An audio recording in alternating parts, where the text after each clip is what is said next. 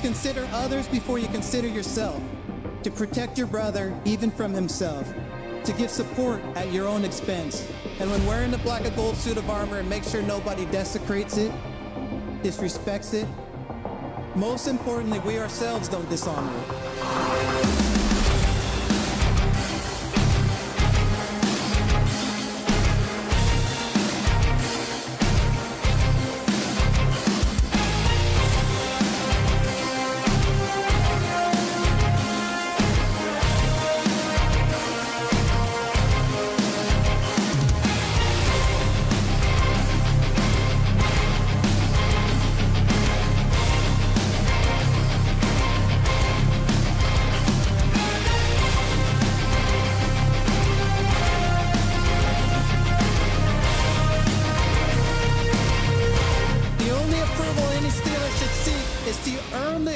From previous legends who have donned the black and gold.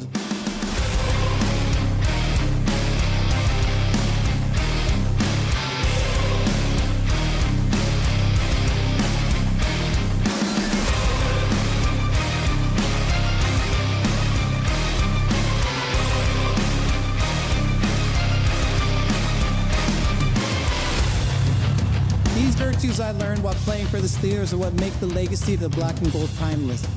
They are passed down in the locker room from the steel curtain to anyone who valiantly wears the black and gold. Creating a brotherhood that is deeper than money, business, and winning. To be a Steelers, consider others before you consider yourself.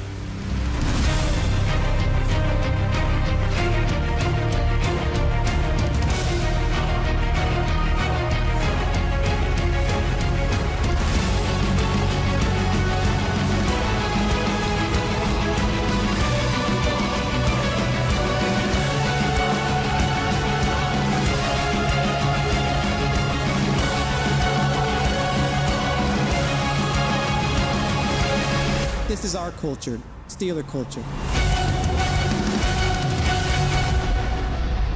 Now, here are your hosts, Rob and Dan, the SteelTwins.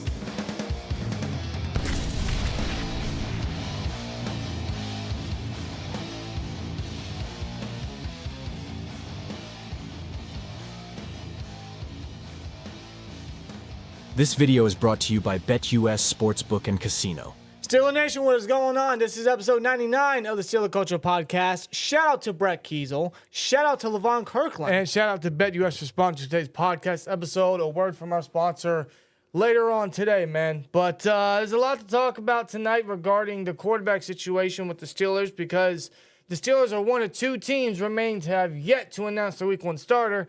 And there is an update on Brandon Aiyuk, and the update is...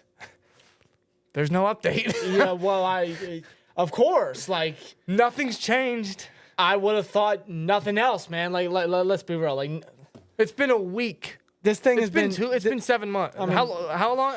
This thing has been dragged way too freaking long. And now I'm hearing that Trent Williams now could very well get his bag. Really? Yes. I'm going to tell you guys right now. Just let him go. I'm going to tell you guys right now, if Trent Williams gets paid before Aiyuk, Aiyuk is not remaining a Niner. Oh, my God. There's no financial way that is possible. Dude, just get rid of him. And he's not playing on the 5th year. He's going to want to play once he gets his money. Yeah. Simple as that. Yeah. We say that several times. Yeah, he's not going through all of this to be like, you know what, I'm sorry, let's just play on the 5th year. It's just not happening. We'll get into that later because I want to talk about the quarterback situation because there's some news regarding what's going to happen with the Steelers-Lions preseason game, which will be in, let me get my math properly, a day and a half from now, essentially. We got 24 hours. Wow, some math there, bro. Yeah, it's Because you said 48 hours. I mean, that's just the simplest way of putting it. It's not in 48 hours the game will be over. That's the easiest way to say it, dude. It's 2 days. I'm trying to mathematically dumb it down. Well, you didn't do it right. No, I didn't. You didn't do it right. No, I didn't. But in a day or so, a day and a half from now, we'll be able to watch Steelers football once again, and it'll be kind of the last bit of Steelers football for a week off, I suppose, because we got that entire week off before final cuts and then preparation for the Atlanta game Week 1, which should be very, very, very interesting. But who will be the Week 1 starter? I don't know. If I had to be real with you, it'll most likely be Russell Wilson because we know Mike Tomlin adores his veterans. And a future Hall of Famer, Russell Wilson, I just don't see Tomlin not playing him. No. Despite Russell Wilson having a calf injury and being limited last week. We'll talk about that. And Justin Fields getting the majority of first-team reps throughout all the training camp. And the first preseason game because Wilson didn't play it. And Wilson played all but 2 minutes of last week's first half. And he will start again this upcoming Saturday afternoon at 1 o'clock Eastern Time versus the Lions over at Ford Field. I'd imagine it's going to be very similar to what we saw last week versus the Bills, where it's going to be Russell Wilson the entire first half. It'll be Justin Fields the entire second half. What I would hope they do is they would swap drives. So one drive is Russell Wilson. The second drive is Justin Fields, and they just swap back and forth with the first-team guys to see who can really start getting us down the field with the first-team core, because most of the first team, if not all of the first-team guys, will be playing. Mike Tomlin did say who's all that will be healthy will be playing. That could include TJ Watt. That could include Hayward, Alex Highsmith, Minka Fitzpatrick, guys like that. Right. So, and we saw pretty much the entire first-team offense play last week. Literally everyone for starter was playing, and not much was shown, not much promise, not much faith shown whatsoever. Now, one of the big reasons for that could be because Arthur Smith did admit in a post-practice interview he did limit Russell Wilson because of his calf injury. He did schematically restrict Russell Wilson. He said this to be exact. He said in regards to what he called for Wilson, what he called for Fields, he said pretty much, there were some things I didn't call for Russ that I did call for Justin. Which, I mean, a big example of that is the read option. Yeah, of course. It was Wilson in this current stage of his career, he's 36 years old. He's not going to be running the ball as often as he used to. Well, it's not just that, but the injury obviously limited what Arthur Smith called for Russell Wilson, which was very evident because there was nothing to be shown when Russell Wilson was in at quarterback. And it wasn't just because of the offensive line play, but it was just checkdowns. It was very vanilla. It was Matt Canada all over again. Matt Canada with variety. Hearing that, I'm not surprised one bit by it. It was Russell Wilson's first bit of action in a Steelers uniform in an NFL game, though it doesn't count. Right. You know, they wanted to ease him in. They don't want to throw him into the fire immediately. So that's just their mentality. That's just how they're going to handle and do business. But you can't really get a lot of quality play, a lot of what you want to see out of Russell Wilson. Yeah, we can't really see what he's going to offer in the new scheme. He's the starting quarterback on the depth chart still. Correct. He's starting this Lions game, and he's basically got pole position. I mean, it's his job to lose. Exactly. No, because Russell Wilson will most likely at the end of the day be the week one starter. I think we all already know that.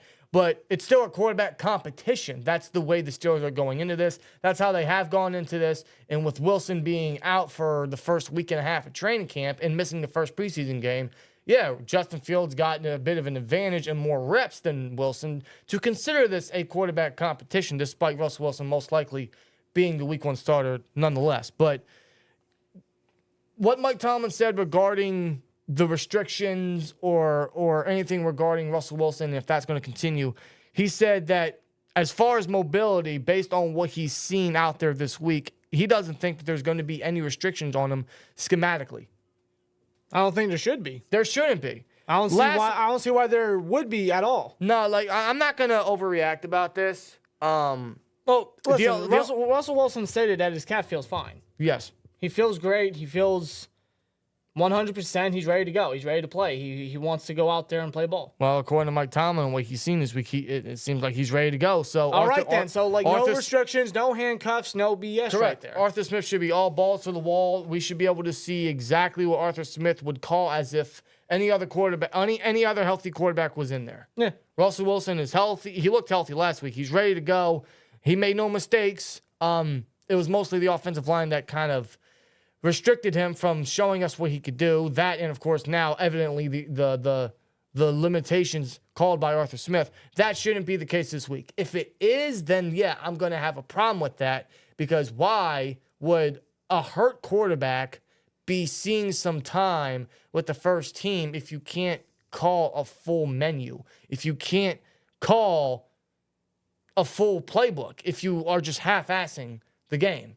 You know what I mean? So why would Russell Wilson, injured, be the starting quarterback if Arthur Smith can't go full creative? Why have him out there in general?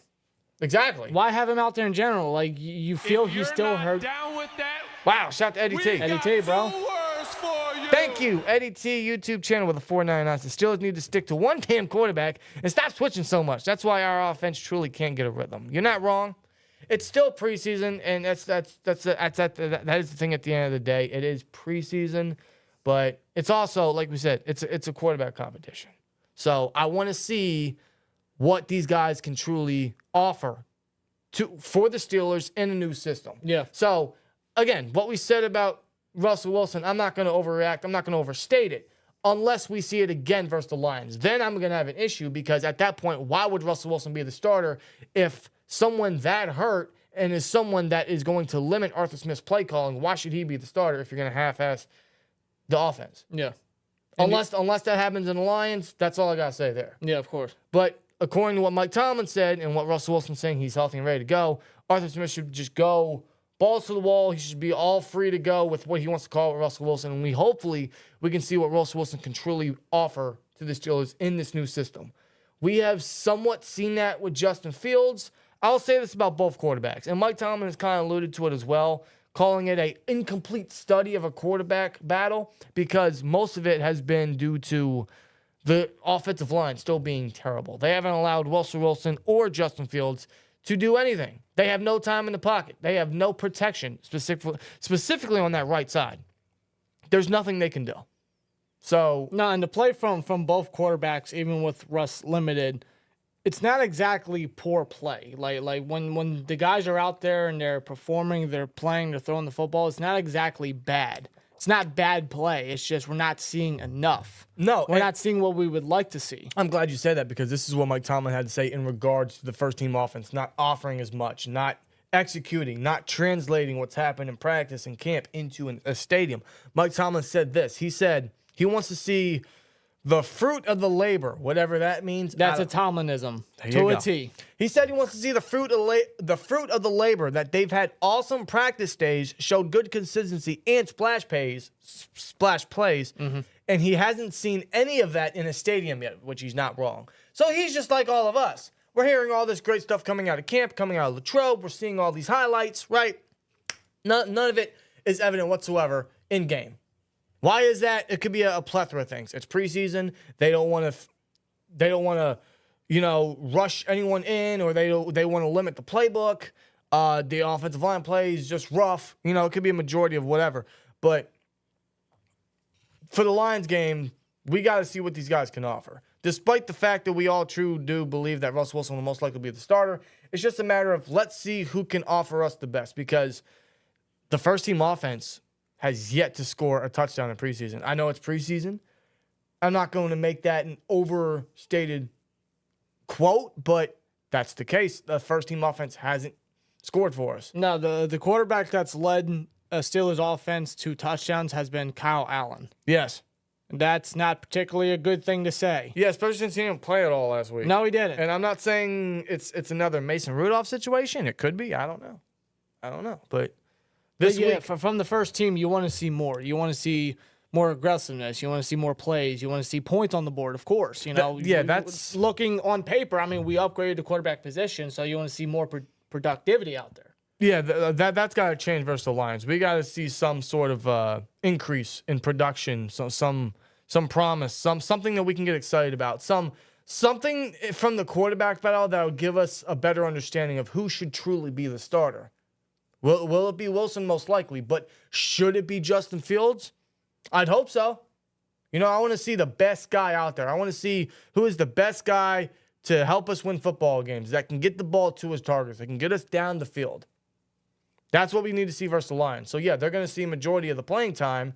It'll probably be very similar to the exact same formula as last week, but I would hope that Fields and Wilson split first-team reps. I doubt that's going to happen, but it'll most likely be Wilson first half, Fields second half, and then we'll see what these guys can do. But at least we'll see more of the first team. So that could mean more first team reps for a guy like Justin Fields. He could see more time with a guy like, I don't know, Najee. If he's playing that far into the game, most likely not, especially since Warren is hurt. He is out with a hamstring injury. He won't be back till maybe week 1. That's unclear. Yeah. But he's out for at least 2 to 4 weeks apparently. So that's unfortunate. So perhaps they won't give Najee too much playing time because of that fact. Maybe we'll see more playing time with Justin Fields and Pickens. Maybe Van Jefferson as well. Calvin Austin. Those are guys that Fields is going to need to connect with to give himself a boost in the quarterback battle, because those are the guys that he's connected with well in camp, and those are the guys that's going to have to bring that chemistry onto the football field and give him the best chance possible. Yeah. Because if week 1 was tomorrow and you had to say who's the week 1 starter, I'd probably say it's probably Fields just based on the fact he's a veteran. But I want Justin Fields to be given the best chance possible. Yeah, absolutely. And when it comes to the playbook and Arthur Smith, he's got to have the right quarterback that's going to fit his style. That's going to allow him to unleash his full playbook instead of limiting it. You cannot limit a playbook. No. At all. Well, I think that was just a one-time thing because I sure as hell hope so. Because Wilson had a calf injury. I sure as hell hope so. Hopefully for Lions game we see that playbook more unleashed, more revealing, more showcased. What I'm going to be interested in is what new is Arthur Smith going to call with Russell Wilson? Is it going to be similar to what he called with Justin Fields, where we'll see a ton more pistol, a ton more read options, maybe some RPO? No, because will it be dial for dial the same, or is Arthur Smith going to have something up his sleeve in regards to Wilson being the quarterback? Because if you remember the first preseason game against Houston with Fields and Kyle Allen, we saw some aggressiveness out from the quarterbacks. They were throwing some 20-plus yard passes. They were going middle of the field. They were doing some deep shots. The offense was aggressive. The offense was different. Right. This past week against Buffalo, it was limited. You could tell. There was no bit of what we've seen from Houston. Yeah, there wasn't as much intermediate. Or what we've seen against Houston. It was very limited. Right. We can't have that. We cannot afford to have that. We need to see more productivity. You gotta get the plays out there. You gotta get the playbook out there.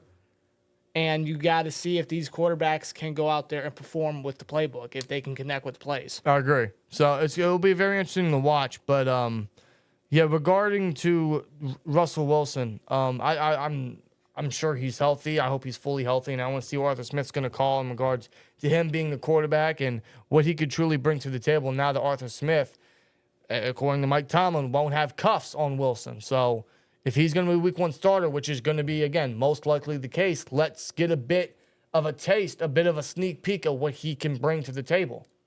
Because remember, however the quarterback position is this upcoming season is how far the team's going to go. Simple as that. Right. That's what we're banking on. We're banking on these 2 individuals. One of these guys is going to be the starter. And we need to see more. We do. No, because I agree. Now, in regards to, again, the quarterback situation, it's just, it'll most likely be Wilson.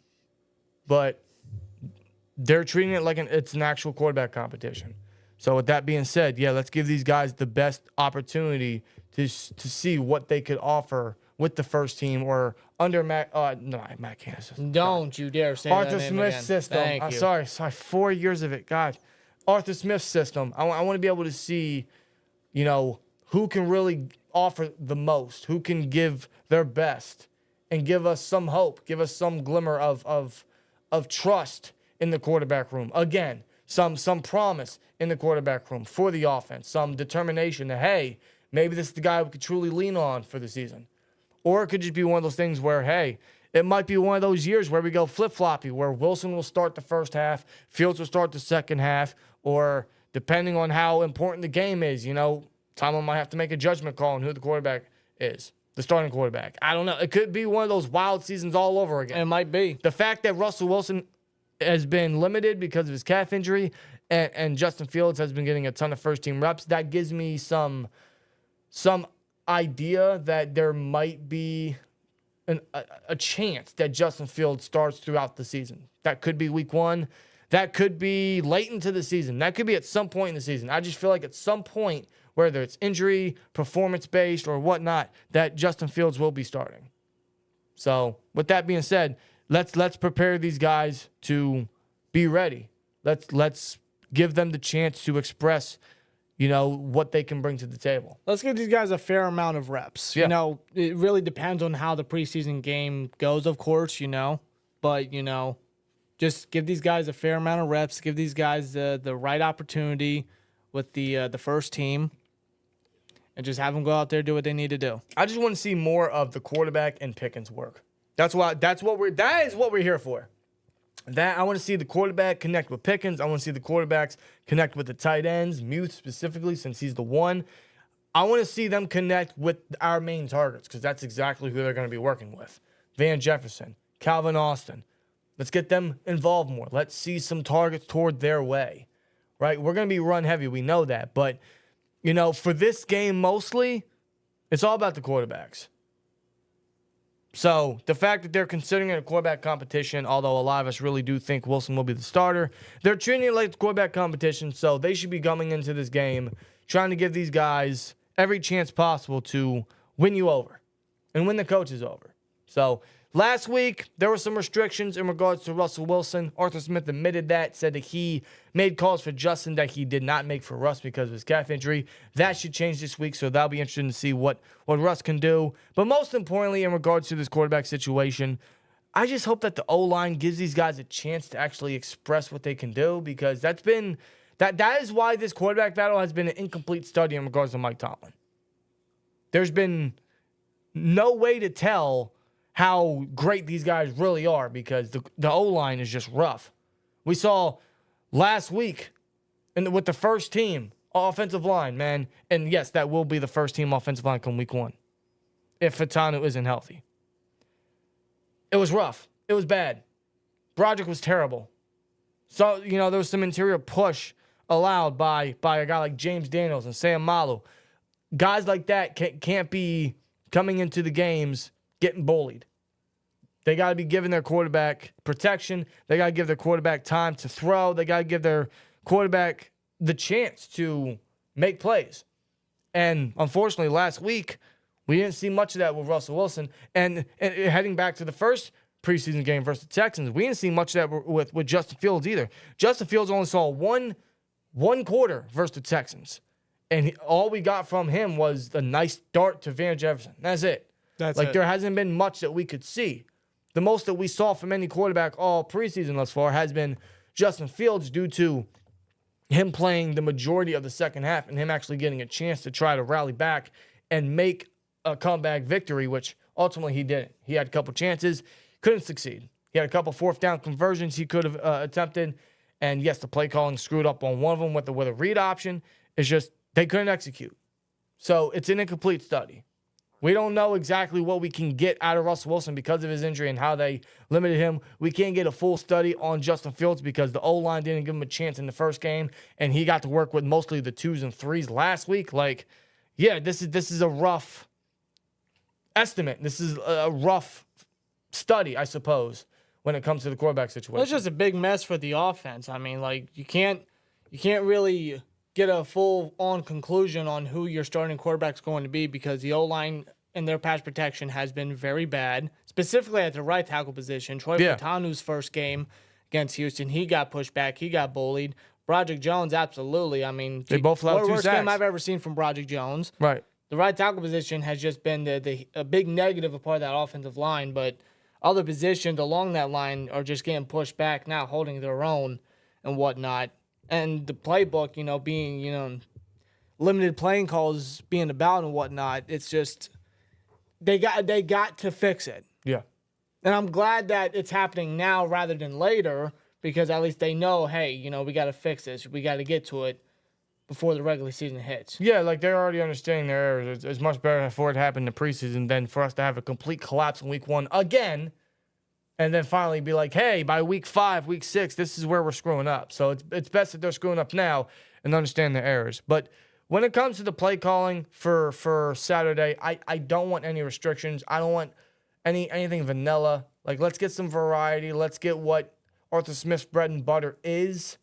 But let's see what he can really scheme in the passing game, which I think there's promise with the targets we have, which isn't a lot, I know, but we got targets we could use. There's a lot of depth there. There's a lot of underrated pieces there that we could really utilize and get the ball to. So, get the ball to them, get some targets in line for a guy like Pickens or Connor Herod. Maybe Darnell finally.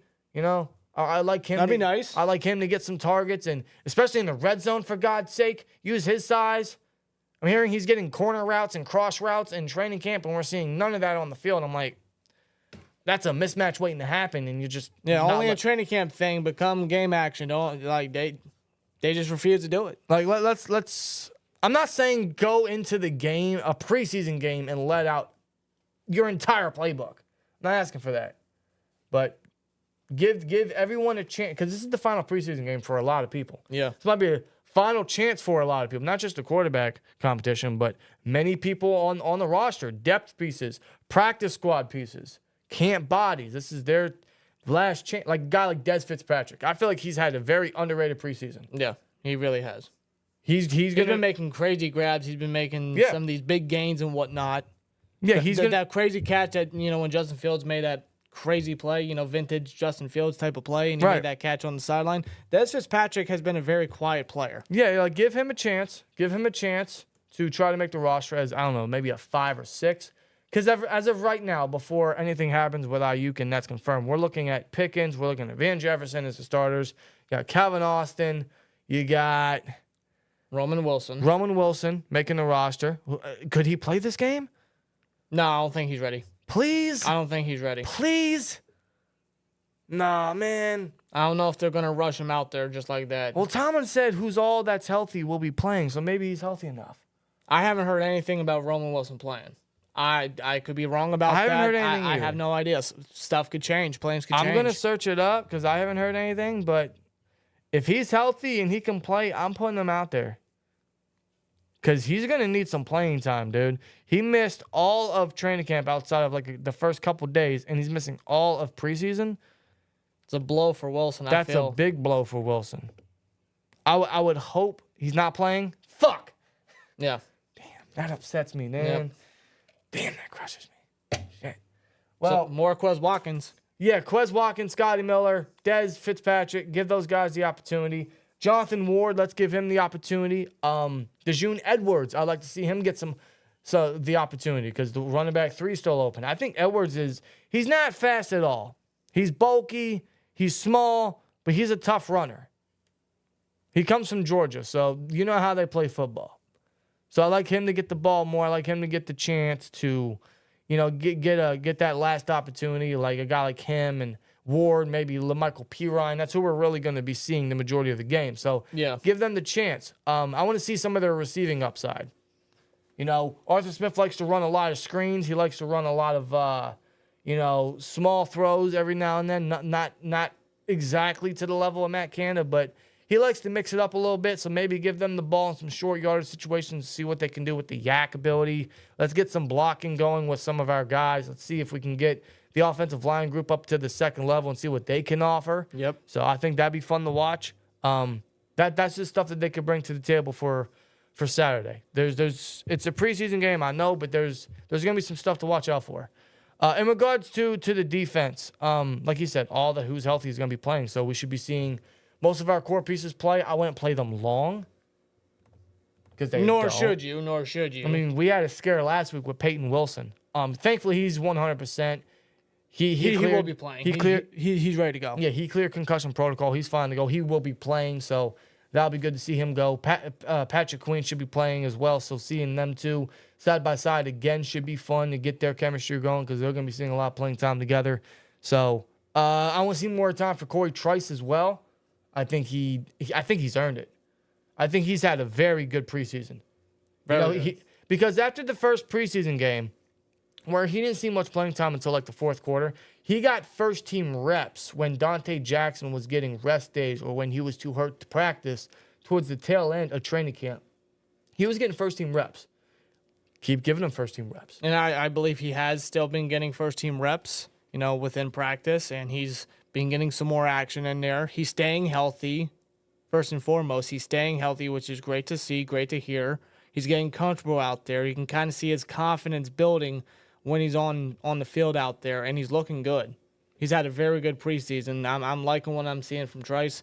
Let's see more of it because, again, the primary backup cornerback role is wide open, and right now Trice appears to be the front runner to take that position. Yeah, not just backup cornerback, but slot corner. Yeah. Beanie Bishop is still the head's favorite, the odds-on favorite to win that. He's still the starter on the depth chart. He will be playing. He didn't play last week due to a minor injury, and Tomlin alluded that he didn't throw him out there because he didn't want to make a minor issue into a major issue. Yeah, so it wasn't a benching. It was because he was hurt. So, but that hurts Bishop's value. That hurts his position right there. Yeah, because considering that he's an undrafted rookie free agent, and he had a great camp, and they made him the starting nickel guy since Sutton's suspended for 8 games. And he goes into the Texans game, he did not have a good performance. Right. He did not look all that great. And then he gets hurt when practicing, and then it caused him to miss week 2. Yeah. For an undrafted free agent to miss, that is pretty crucial. Yeah. And Thomas Graham, he's been getting some slot reps, and I'd say he had a pretty decent showing against Buffalo, some decent plays here and there. Right. But, this is a big game, a crucial game, I would say, for Benny Bishop to keep that starting nickel position, but as well as making an NFL roster. Yeah, I'll be very interested to see how a guy like Beanie Bishop tries to rebound off of I would say it was a poor game versus the Texans. Let's see how he can rebound. Let's see if he can actually show a little bit of what he showed in training camp, translate that to the actual stadium. And I really hope he does because we're going to need it. Because if he doesn't, then the slot position is again, an unknown. It's already a worrisome position if it already isn't. Right. Son's suspended, and now Bishop's got this opportunity. He's going to have to showcase. Thomas Graham, he's getting an opportunity. He's going to have to showcase. They could put Darius Rush in there. I would. And whatnot. I would like to see that. I think that's a mismatch right there. But as of now, I'm thinking it's going to be a major battle between Thomas Graham and Beanie Bishop. Beanie Bishop's probably still the odds-on favorite to win it, but don't count out Thomas Graham. I thought he was sticky last week. I thought he was very good. So, this is going to be a very, very, very interesting to watch battle right there because this is their last chance to show it. It's going to be one of those things where we're going to have to rely on at least one of them for the first 8 weeks because who else is the slot guy? I don't know. And that's a major position to fill. Or the Steelers could run just a lot of dime when it comes to passing downs. Maybe a guy like Beanie, because he's so good against the run. That's one thing you'll give Beanie is he may not be the most stellar in coverage from what we saw versus the Texans, but when it comes to like blitzing or when it comes to defending the run, he's all over it. He's very well educated in that group. So maybe he's just the nickel guy listed as a starter when it comes to situations like that. And when it comes to obvious passing downs, perhaps they'll run a lot of dime. Maybe they'll put KZ down there. Maybe they'll put Elliott down there and put KZ up top alongside Minka. Maybe they'll put Rush up in there for better coverage ability. I don't know. It's just a thought, but it'll all be determined come after the Saturday preseason game because it's the last chance for these guys. But I'm rooting for Beanie Bishop because, there's heavy things. There was big things for him coming out of not only just being undrafted, but coming out of training camp, and I'm hoping he can really rebound. Yeah, big time. We're all rooting for him. We're all rooting for a lot of these guys. So, yeah, Saturday's going to be a very interesting game. If I had to give you 3 things I'm most looking forward to, it is the quote-unquote quarterback battle. The play calling in regards to that, as an honorable mention. The O-line play, I want to see some improvement, especially from a guy like Broderick. Broderick kind of pointed out why his issue might have been just so rough on the field, or what might have been the biggest issue is he's in his stance too fast, which is giving defenders more time to react. So perhaps maybe he's going to improve in that regard, and he's already understanding where he's got to step up and make up in his mechanics. So that'll be interesting to see how he rebounds, and hopefully we don't get a repeat of last week. So looking forward to that. And, of course, I want to see the slot corner position because for the majority of the depth chart and the majority of the starters, it's all filled out. It really is. We know who the starting receivers are. We know who pretty much the bulk of the starters are on this team. It's just quarterback, which, again, will most likely just be Wilson. But they consider it a quarterback competition. So with them going in with that attitude, yeah, I'm going to go in with that attitude as well. So that and most likely nickel corner. That's really it.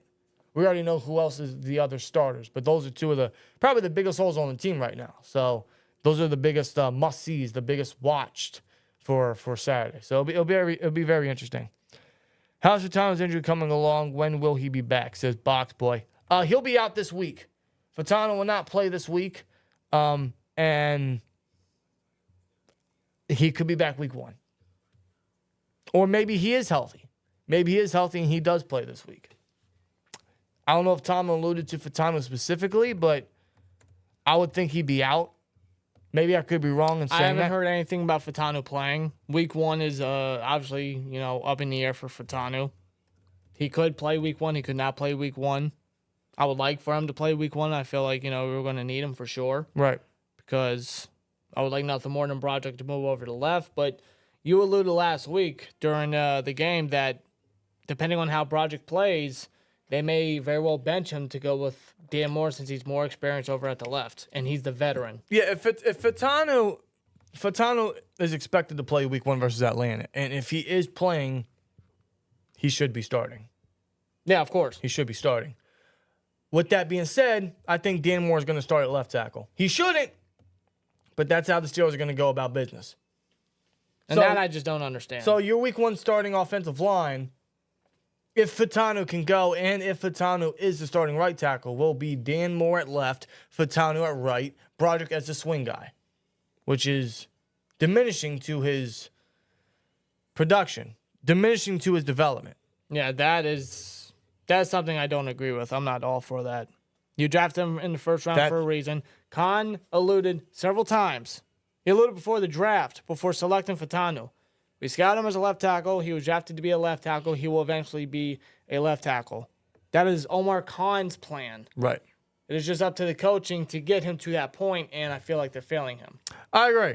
I 100% agree. Why? Because they have a love freaking fest for Dan Moore. They can't let him go. No, I don't get it, but that's just the way they go about it. Unfortunately, that's the reality of the situation. We just unfortunately have to suck it up and just go along with it.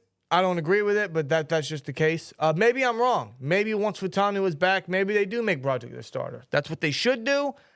But knowing Tomlin, I just don't anticipate that. It won't be till probably midseason till we see that. But with that being said, I mean, we need to see less Moore and more Brody. What I want them to do, this is exactly what I want them to do come Saturday. But because I don't think Fatanu is playing. Broderick will start as the right tackle, right? Who else is going to? I know. Broderick will start as the right tackle. The second team right tackle will be probably Spencer Anderson, as it was last week, right? He's the second team right tackle. When they run the second team, Broderick should be the left tackle. That's my opinion. Broderick should be getting more playing time. He should get the entire first half. I agree. When Broderick is done it right, when the first team offense is done, when Justin Fields comes in, Broderick stays on that fucking field. Broderick stays on that field. He stays on that line, but he moves over to left tackle. You want to keep him as conditioned. You want to keep him as ready for that position as much as you can. And you might as well get a jump start on him going back to left tackle, knowing Fatanu could be the week 1 starter. So you might as well go right there and then.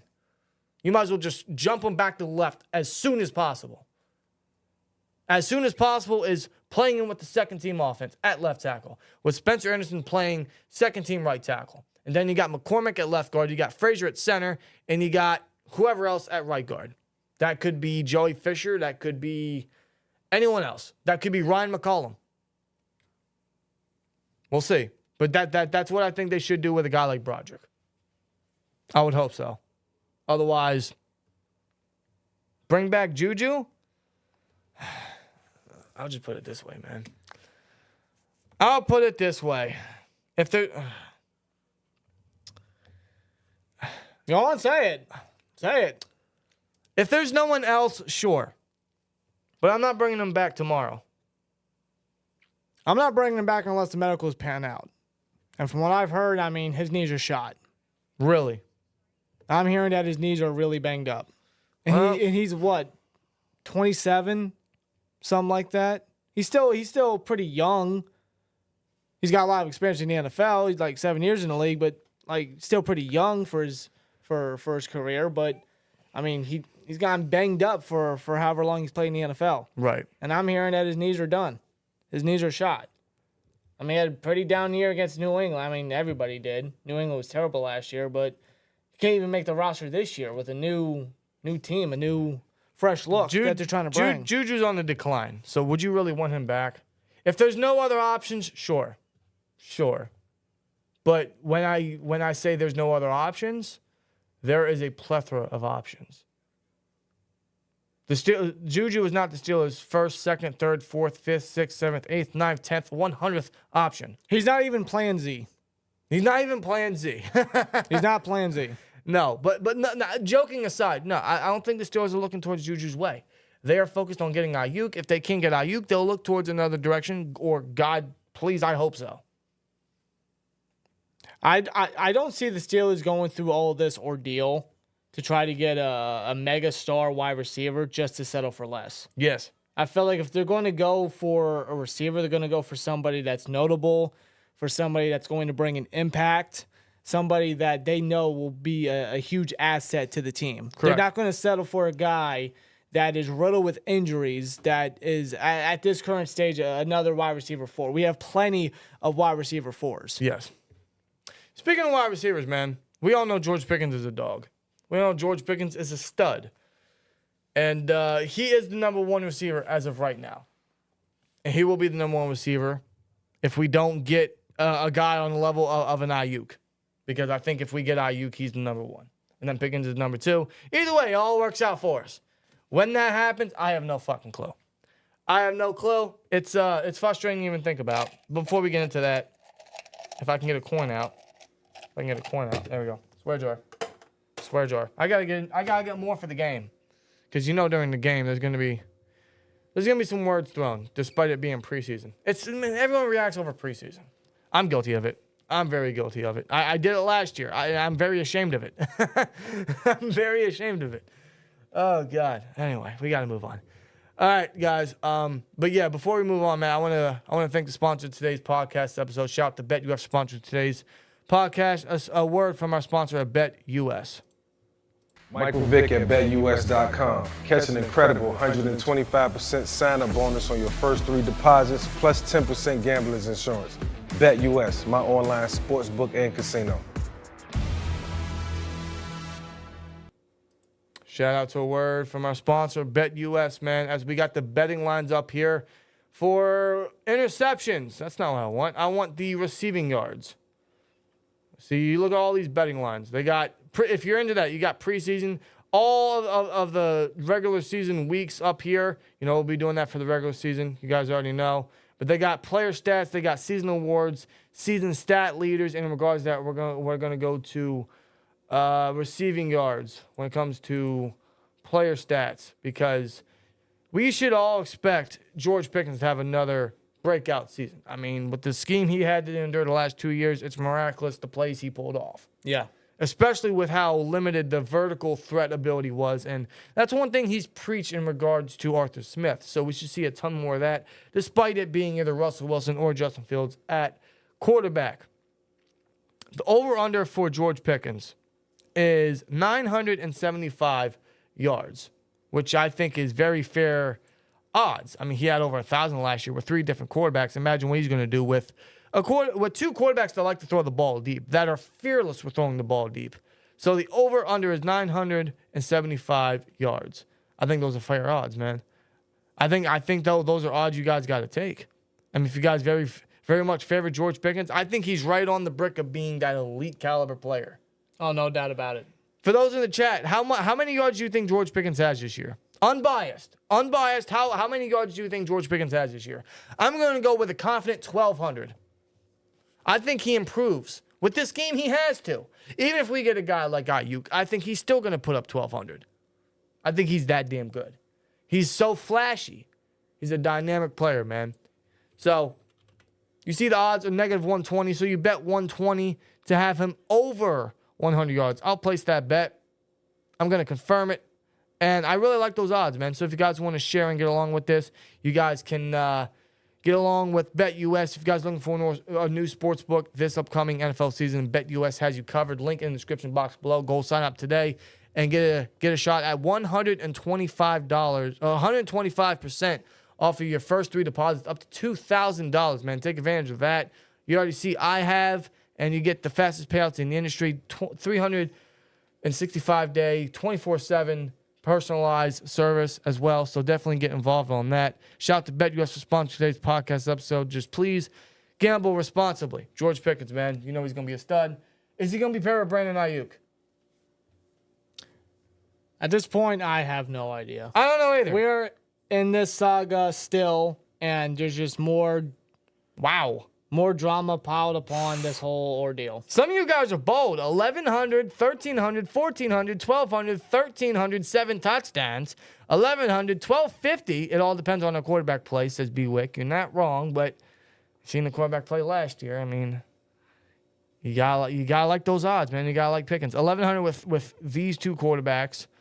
1080, 9 touchdowns. 9 touchdowns would be incredible. Lord knows, man. When was the last time we had a receiver with 9 touchdowns? AB? Years ago? When was the last time we had a receiver with 9 touchdowns? Couldn't tell you.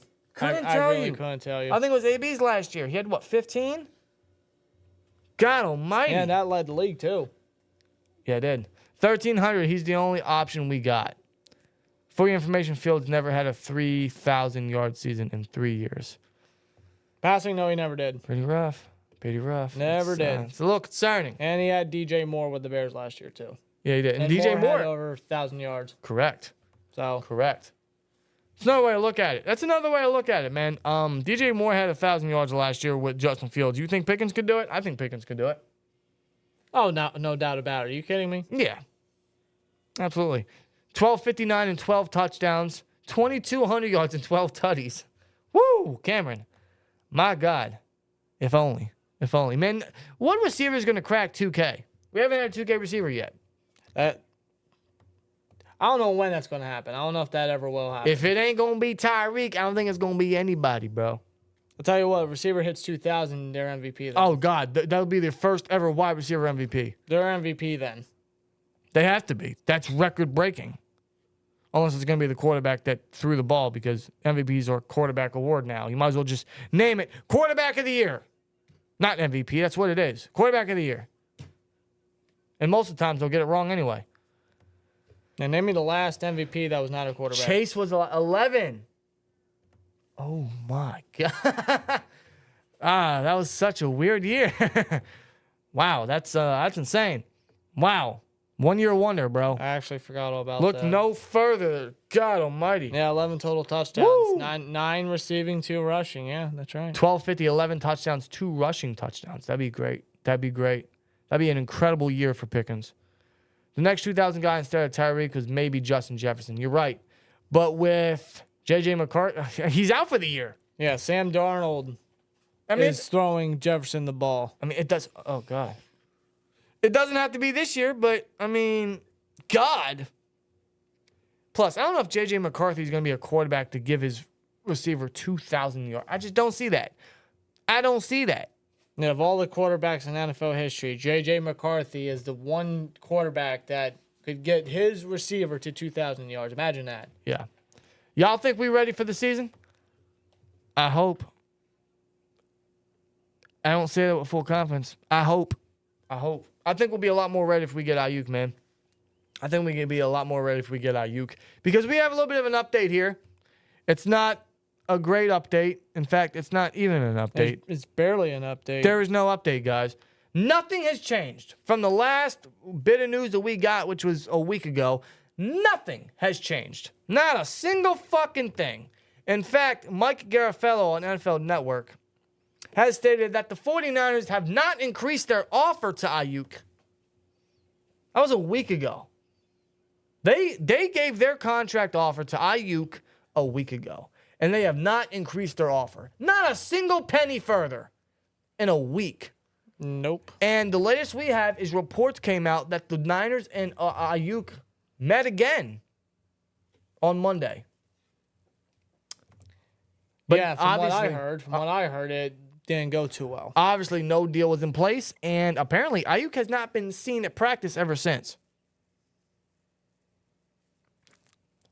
When will this end? Again, more drama between Aiyuk and the 49ers. More like they'll start talking, so more communication will go about between Aiyuk and the Niners. But then Garofalo saying that there's barely any or a lack of communication between Aiyuk's agent and the 49ers. It's nothing. Enough. It's right? empty promises is what it is. Enough. All we're getting is the same updates. Bro, nothing's changed. Nothing's happened. We're 2 weeks away from the season starting. 2 weeks. It's been almost 2 weeks since Rappaport reported that Steelers and Niners have a deal in place. Yes. They've accepted the terms. They still do. It's just that the Niners are trying to keep Aiyuk. It's been almost 2 weeks, and they're just dragging this shit out. They have a deal in place. They're ready to pull the trigger. All it takes is one phone call to Omar Khan. Correct. On speed dial. And they just want to drag this out because they want to try their damnedest to get Brandon Aiyuk, to retain Brandon Aiyuk. But they won't budge. Because the latest update about that was that they agreed for the first 3 years. Like, everything that Aiyuk wanted, he got. They agreed to that. But the fourth year was about guaranteed money. Mm-hmm. The lack of money there. It wasn't up to Aiyuk's liking, and the 49ers apparently weren't going to budge about it. So you want to budge for the first 3 years, but the fourth year you don't want to. Yeah, so you're telling me you're afraid to increase the bid and increase the guaranteed money for 4 years down the road? Everything's accepted. Like, you're on the same page for the first 3 years, but the fourth year, like, I don't know if I want to do that. You've budged this far. I mean, you've dragged this whole thing this far. All you got to do is just give Aiyuk what he wants. You're not trading the guy because you want to keep him so bad, but you don't want to pay him. You don't want to budge to pay the guy. Right. Like, what are you doing? And now Trent Williams is in line for a big contract. Yes. A big extension. Now it's going to obviously make him one of the highest paid tackles, even at his age, him being 36 years old. And if Williams gets paid before Aiyuk, Aiyuk is not staying a Niner. There's no financial way that Aiyuk is going to remain a Niner. And he's not playing on the fifth-year option if Williams gets that extension. Yeah, you can kiss Aiyuk back to the Steelers goodbye. And imagine how Aiyuk must feel that the Niners, through this whole ordeal, through this whole offseason, that Aiyuk has told him time and time again, I want my money. I want to be here, but I want my fucking money. He's pressured, swear John, he's pressured the Niners into doing this. But the Niners are going to go with a 36-year-old tackle, though he's still playing at an incredible level. Best left tackle in the league. He's pretty much on the verge of hanging it up, but they're going to choose that rather than a youngster, stud wide receiver that's getting better year after year and is Brock Purdy's favorite target. Correct. Imagine how Aiyuk must feel about that. If that were to happen, yeah, Aiyuk's done. So that makes me question, John Lynch, what are you waiting for? Just let him go already. You have not increased the bid in a week. You guys did not have a deal in place or any mutual agreement on Monday, thus he hasn't been seen in San Francisco since then. And now you're willing to pay your franchise left tackle that won't be there for more than 3-4 years over Aiyuk. So why are you stringing everybody along? Why isn't this ending? Why are we still here? It has been two weeks till the season starts. We have had a deal in place with the Steelers with the Niners for 2 weeks. And that's the problem. Like, they have a decision to make right here. The regular season is winding down. Just let it go. The regular season is winding down. If Aiyuk does not get that deal before the regular season, if he's still a Niner, he will not show up. He will not play for San Francisco. No, just let him go. There's a deal in place. Aiyuk wants to come to Pittsburgh. Let him go. Why won't he just let Aiyuk walk? Why won't he let Aiyuk come to the Steel City? I don't get it. All the factors are on the table, and he still be like, you know what? I don't feel like it. Let's just string this along another fucking year. Swear jar. Like, what does he find? He's pretty much going to, I'm not going to say he's going to hold him hostage, but pretty much like, he's not going to give any team the satisfaction of like, hey, I traded for Aiyuk, you know, we got Brandon Aiyuk. But then he's not going to get anything in return. That's just bad business. What does he think is benefiting him or the Niners by stalling, by waiting? Do you think Aiyuk is going to get lazy and get bored at home? Be like, you know what? Fine, I'll take what you offer. Or is he hoping the Steelers increase their bid? Like, what is the benefit in him stringing all this along? Just end it. Just end it. Just end the drama. Just get rid of it. Just get rid of him and let the Steelers have him. Let Khan and Tomlin and whoever the quarterback is, most likely Wilson, let them have him. You have a deal in place. Y'all have had a virtual agreement for 2 weeks now. What is taking so long, dude? I can only Makes no imagine sense. how Omar Khan must feel. Like, he's just sitting by the phone waiting for Lynch to call him. He's telling him, hey, the deal's done. Like, let's get this done. Like, you can finally have him. God. You can imagine how Khan must feel. I mean, like, he's just waiting. Now, that makes me wonder. Man. Because the Commanders made a trade today. The Commanders traded former first-round wide receiver Jahan Dotson out of Penn State to the Eagles, their rival. Now, this opens up a wide receiver spot. I know they drafted Luke McCaffrey in the 3rd round, but is he really destined for the number 2 role right now? I don't think so. This opens up a wide receiver spot for the Commanders. Now, originally, it was the Steelers, Browns, Patriots, and the Commanders all in the Aiyuk sweepstakes. Aiyuk was not going to go to the Browns, and he sure as fuck wasn't going to the Patriots. It was either the Commanders or the Steelers or the Niners. The Commanders opted out. They were the first team out because they're like, you know what? We're not looking to trade for wide receiver.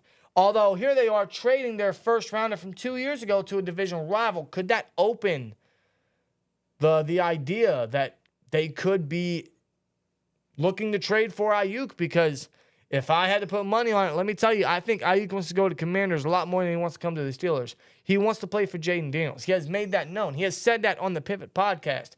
If he has his top 3 destinations, it is San Francisco, Commanders, or the Steelers in no particular order. Yeah. That's where he wants to play. So could the Commanders just swoop a deal right beneath us, beneath the Steelers, from right under them, and get Aiyuk? Yeah, I mean, absolutely this opens the door for the Commanders. I mean, you don't think that Dan Quinn in his first year as the Commanders coach, that he's not going to want to make a big trade, get a big target, especially someone that Jaden Daniels is very familiar with, that he's trained with, I am sure, that he wants to build that chemistry with, pair with Scary Terry McLaurin? Yeah, God. Just boost that offense and just be a name to watch out for in the NFC? But that's the thing. That would be San Fran trading within conference. Do they want to do that? I don't know. It depends what Unless the price is right. It depends what the Commanders offer. It depends on if the price is right. It really depends on what the Commanders offer. No one knows. From what's been reported, and there's not anything reliable on it. It's just what's been stated from like Jerry Dulac and whatnot. And the trade that is in place with the Niners, they're not trading a player, and apparently they're not trading a first. No. It's a steal. I don't care how many picks you give away. If it's not trading a player away and it's not trading a first next year, it's a steal. Mega steal. Major steal. It also makes me very angry at John Lynch even more because that's just you can have everything that they offered you. Just unless again the issue, the problem is that they're still looking for another team to trade with to replace Aiyuk. If they were to trade Aiyuk, they look for another team that is willing to trade away a star wide receiver to San Francisco, and they take the Steelers capital that San Fran got. right. So maybe they're waiting to do a 3-way trade, but why would you do that? Why not just do one trade and do the very next? I don't know. Just make this trade happen, get it done, get this weight off your shoulders, finish it, finish this stupid story, right? This drama throughout the offseason, and then the Niners can just do whatever the hell they need to do. Like, I don't care as long as they finish it. Yeah, really. Now, I'm still having low expectations on this. I have been this whole ordeal this whole time. But it's just this whole drama, this whole situation is just, it gets annoying week by week. The fact that there is no update, that San Fran is not doing anything about it, really. No shit, because the offer hasn't increased in a week. So it's like, what are you doing? Why delay it? Why drag it? Why keep this on? Finish it. As a fan, not just a Steelers fan, but as a football fan, just finish it. It's annoying. Like, I'm tired of reading about it and open up the Twitter and seeing, like, update. There is no update. I'm tired of it. At this point, like, one of these days, he comes to the Steelers and says with the Niners, like, just end it at this point. I've tried to just blur it out my mind, but seeing how, again, there's been no update and nothing has changed. I don't know how many times we got to talk about this until it's done, right? I hate talking about it. But there is a deal in place. Like, the deal could be made tomorrow. Like, the agreement could be tomorrow. It won't be. I know for a fact it won't be. I'm just saying it could be. For the love of God, I really wish it would. I want this to end. And let me put it this way, man. Let me put it this way. At the end of the day, if the Steelers don't get Aiyuk, or they don't get a player on the same level as Aiyuk, if they don't get a receiver on the same level as Aiyuk, me personally, I will be severely disappointed, because we're right there. What people say, we're at the goal line. We have him. There is a deal in place. We have come this far. We are this close. We have a legitimate deal agreed upon with the Niners to get this guy. If we don't get him, I'll be incredibly disappointed. And what Omar Khan's backup plan is, no one knows. Maybe he doesn't have a backup plan. I would hope he does. Who that is, I can't tell you. I couldn't even start to even tell you. But if it's not someone that's on the level of Aiyuk, I will be disappointed. Could they be upgrades? Absolutely. Sure. But here's the way I see it, man. If you're going to trade for a wide receiver, you might as well go big. You might as well, because God knows we need it. Well, that's what they've been doing this whole offseason. I mean, they've just been constantly calling teams, whether it's Denver, Seattle, San Francisco, God knows another team that probably we don't know about. I mean, they have been very aggressive of getting an impact receiver, a star wide receiver. Sure. I don't see them settling for less. I don't see Omar Khan settling for less. Me neither. I don't. So if you're going to trade for wide receiver, you might as well go big. Yeah. The Steelers need it. I'm sorry. The Steelers need it. I know we're very good at drafting receivers. Our recent track record doesn't show that. It actually doesn't. If you look at our recent track record, all the receivers that we've drafted recently, outside of Roman Wilson and Pickens, are off the team. Everybody. Juju's gone. Claypool's gone. Deontay's gone. James Washington, he was gone. He's been gone. Like, these are, like, I'd much rather just go big and grab a difference maker, an elite X factor, a flashy big play machine like Aiyuk. You know, there's a difference. There is a deviation between those guys and who the Steelers have had at wide receiver the last number of years, which, again, has been very, very mid. Very mid, man. There's just not enough impact play there. I know the scheme has limited, but that doesn't excuse how these guys have given us zero big playability outside of Pickens. Like, you trust Pickens to give you a 50, 40-something yard play almost every fucking game. That's the only guy I trust to do that. We need another one. We need an elite guy. And again, this is a different Steelers team. So, yeah, you trade.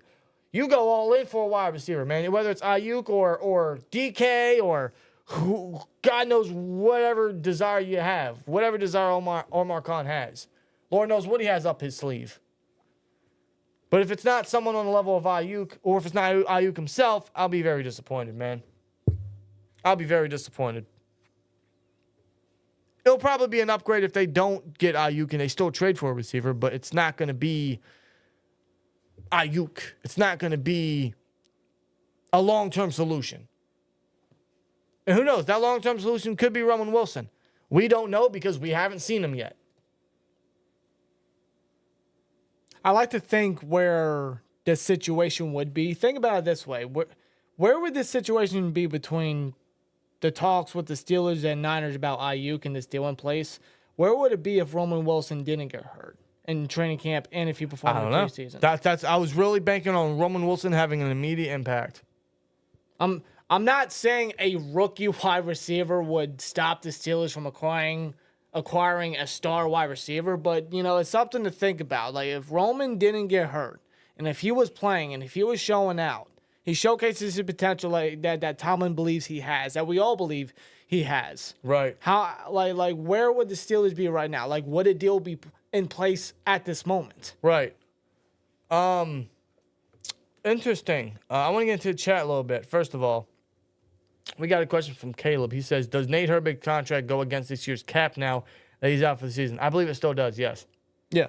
I think that's still how it works. I'm not the biggest contract wizard.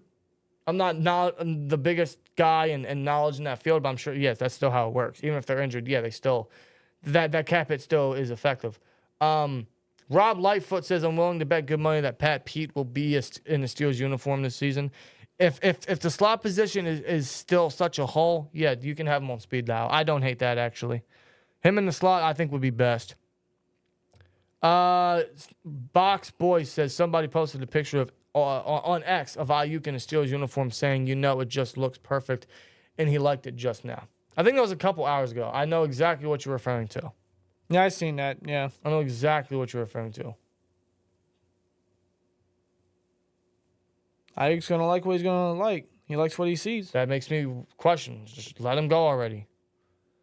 Go get Williams from San Francisco. Trade with Raiders for Adams when the season is over week 4. I mean, I would love to get Trent Williams. I really would. That'd be an incredible solution at left tackle. Holy shit! And if you still want to, if you still want to develop Broderick, fine, because the truth is, yeah, he's still raw, and you have no wrong in feeling concerned about Broderick. Yeah, I mean, yeah, sure, but the fact that they drafted 2 tackles back-to-back years doesn't symbol that. I just don't think that's going to happen. No. Although, yeah, I think that would be great. I think that would be very, very great. Steerly says apparently Chase is holding out as well. Wants 140 or 160. Yeah, Jamar Chase, I did hear about that. Bengals got their own little situation For what, 4 years? Yeah. 4-year deal, mega deal that he wants. God damn. Yeah. So it's 140 estimate. That's 35 a year. Yeah, that's Jay Jetta's money. Yeah. Yeah, he wants to be paid on the level of Jefferson. Hey, all right, here, I'll throw this at you. Hey, guys, I'll throw this at you, okay? Fine. The Bengals can pay Jamar Chase. Fine, go for it. You know what? They probably should. They can pay Jamar Chase. They can pay. Did they already pay Burrow? Yeah, they've been paid Burrow. Yeah, they paid Burrow. They can pay Chase. They can pay who else they got to pay, right? We'll take T. Higgins. If we got to deal with a year of Van Jefferson and Roman Wilson and some other next free agency, we T. go Higgins get is T. gonna Higgins. walk right into free agency. I will go get T. Higgins. That's your 2. That's your 2. It's like you get almost like another Pickens, but a little bigger. I've been a big fan of Pickens since his Clemson days, man. Yep. Or not Pickens, Higgins. Higgins, yeah. I get it. Higgins. It has a good ring to it. Just saying. Has a great ring to it. I would love Higgins. And He would be 26 next year. yeah, and if you want to wait out for free agency, you won't have to trade anything. The Steelers have already gone in and splashed from a division rival before, so I want to put out the realm of possibility. Just saying. I'm going to put it out there. T. Higgins is a dog, man. T. Higgins is a dog. Yep. Otherwise, yeah, it's either Aiyuk. I know you guys in the chat are saying Devontae. Devontae Adams would be great. I would love Devontae. That'd be spectacular.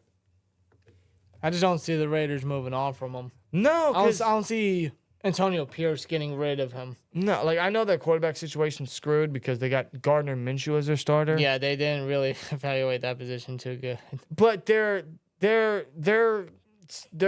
whole new like environment, their culture, their vibe in the locker room has changed a lot. Like you could tell last year when Pierce was inserted as the interim head coach, from before and after, when they got rid of Josh McDaniels and all that, there was a morale boost immediately by Devontae. Especially from Devontae. I mean, you've seen locker room footage of him just smiling, cheering. I think he was smoking cigars at one point. You know, like he was just ecstatic because finally his head coach is a man that wants these guys to play, that wants to win, the man that just motivates you, the man that you want to play for. Yeah.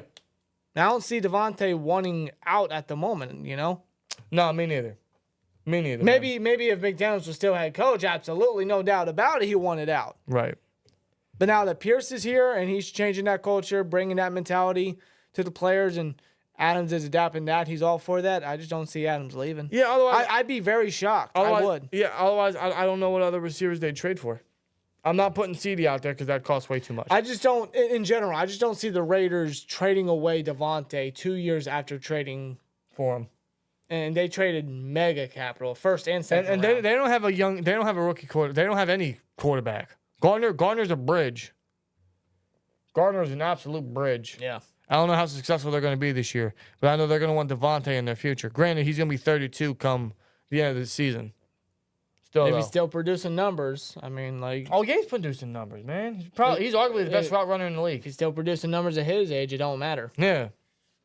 Do y'all really want Aiyuk for 26, 27? Yeah, that's a steal. 26, 27, that's a steal. I mean, he's getting over 30. That's a steal. 26, 27? There are reports the Steelers offered 28. 28's a steal. You know, With the market now? San Fran's offering him 30 apparently, reportedly. Something like that. And like, I don't know. I like it's the fourth year. Well, the budging. financials in San Francisco. Oh yeah, of course we Pennsylvania all are know. a We all lot- know that. The taxes are a lot different. I know that. California is not a cheap place to live. So, yeah, he might be getting 30-something, but after taxes and everything, that'll be dumbed down to really kind of similar to what he would make in Pittsburgh. So would he rather just take what he can get in Pittsburgh and get more out of it rather than paying so much over in San Francisco because of taxes and deductions and all that? Like, that stuff matters. That's a big reason why players hold it, especially for teams like San Francisco and teams like Dallas and wherever else. It's a big reason why players hold out. Yeah. Because that stuff is reality. Like, that's a thing. Like, yeah. Death taxes and wide receivers holding out. It's just natural. It's just natural. But no, I mean, I think 26, 27 is cheap. I think that's cheap. With the market now, look at all the receivers making 26, 27. I'll search it up right now. Highest paid wide receivers. Compared to who's getting paid compared to who's getting paid above them. You guys already know, but I want to see for myself. So anyone, we're getting average. So Devontae's getting 28, right? That was when he was made the highest paid wide receiver in the league for literally like 3 days before Tyreek broke it. And ever since then, Amon-Ra's broke it, AJ Brown's broke it, Justin Jefferson's broke it. So Devontae has 28. DJ Moore has 27.5. Cooper Kupp has 26.7. Devonta Smith has 25 flat. Nico Collins has 24.25. DK has 24 flat. Compare that to Aiyuk. Yeah, I think that's still. And the guy's getting paid over Devontae. The guy's getting paid more than 28. Jalen Waddle's getting 28.25. Tyreek's getting 30. Amon-Ra's getting 30.25. AJ Brown's getting 32. Jay Jez is getting 35. And now, according to the chat, Jamar Chase wants 40. It's only going to get up. That's the problem. The cap is only going to go up. Jesus, man. 40? Listen, Chase is a dog. He's just as good as Justin Jefferson, if not better. But $40 fucking million. 40's too much. Yeah, of course he's better than Aiyuk. I actually agree with that. Like 30. If you want to preach 36, fine. All right, sure. 40? Jesus, what are you trying to bankrupt Cincinnati? The Lions aren't a bad team. The Lions aren't a bad team. The Eagles aren't a bad team. The Dolphins aren't a bad team. They pay their receivers market value. It's just a matter of the business. It's what you have to do. It's what you have to cough up to keep players like this. No one likes it. No one likes the way business is ran in the NFL nowadays, where everyone's getting paid more than anyone else. You'll get some fucking Joe Schmo that had 750 receiving yards and 10 touchdowns get paid more than the guy that got 1,000 yards and 3 touchdowns. It's just the way the market Logical runs nowadays. business right there, yeah. It's just the way the business is ran. No one likes it. It's just what you got to do. And plus, the cap is always going up every year. The cap estimate is always going up every year for every team. The Steelers are going to have over 70+ million in cap next year. When was the last time we had that? I remember when we couldn't even scratch 5 million. And I was dreaming of players we could sign with that. Thinking we could, knowing damn well we couldn't. Yeah. When we really needed it to. God, we were like bankrupt and then Oh, God. couldn't get anybody. Yeah, there were times we had to really, like, bottom of the barrel claw our way out of cap hell. Those were the days. Those were. Very, very, very interesting time, by the way. But, yeah, the market's going up. Market's going up, but the cap's also going up. I mean, with the market going up, I would hope the cap goes up. But otherwise, how are these teams going to keep affording these players? Before we know it, man, quarterback's going to be getting 60. Dak wants 60. He shouldn't get it. That's ridiculous. Oh, you know, Jerry Jones is going to cough that up like it's nothing. If Mahomes ain't getting 60, ain't nobody getting 60. Mahomes is the only one worth 60, and 60 is way too much for a quarterback. You know Jones is going to give it to Dak. He will not let Dak go. He has too much trust in Dak. He's an idiot. Though his playoff performance says otherwise. Jerry Jones is an idiot. We all know that. Oh yeah, of course. That doesn't mean he's going to trade him to this. He's going to trade CD to the Steelers, and that's not happening. I don't see that happening. I'm not even. I don't see that happening. I'm not even looking that way. I'm not even looking that way. No, I'm hell bent on Aiyuk right now, and until something is official, Lord knows when that's going to be. I'm still going to be hell bent on Aiyuk. I'm hoping it's the Steelers. Lynch just needs to let him go. At the end of the day, Lynch needs to just let him go. Just cut the cord. Let him walk. You've offered him something. You haven't increased the offer. Talks haven't improved. What are you waiting for? They don't want to increase the offer. What is the benefit in stalling? They don't want to budge. They felt like they've budged more than enough, and now they don't want to budge this far. Why is he still a Niner? Just get rid of him, dude. Let the Steelers have him already. How long are we going to keep the sign up until like the deal's done? Whether he gets traded or he stays in Niner? The draft. The draft. Maybe that's what they're waiting for. I don't know. I don't know what they're waiting for. At this point, it wouldn't surprise me. I feel like... But I just don't see Aiyuk not playing. I don't see him not playing. I don't see him sitting out. I don't. So it's either the Niners give him his money or the Niners just swallow this heavy pill and give him to the Steelers or whoever. Or maybe they're stalling because they're hoping a team like the Commanders will swoop in and then just give him a better offer. Maybe the Commanders will trade it first because they already have a quarterback on a contract. What else they got to build? They have most of their line secured. If the price is right, I mean, it won't surprise me. Even if it is an NFC team. As long as they get it first, they get exactly what they want, right? I don't know. Imagine that BS. Odds are he ain't going nowhere, but if he would have signed with the Niners by now, I feel like it would have happened. And I know that you can say the same thing. Well, if he would have, if he would have been a Steeler, it would have happened by now. You could say that about so many things. I'm still not expecting it. I still have low expectations on Aiyuk being a Steeler. Again, it's just this is very stressful. enough. That's it. It's unbelievable. Would Aiyuk play on the tag with a 5th year? No. I He can don't. play. Hey, that's a possibility. I just don't see Aiyuk doing all this and be like, you know what, fuck it. Let's That's just just the play on way the 5th year. I'm thinking as well. I don't see it. Then they could tag him next year.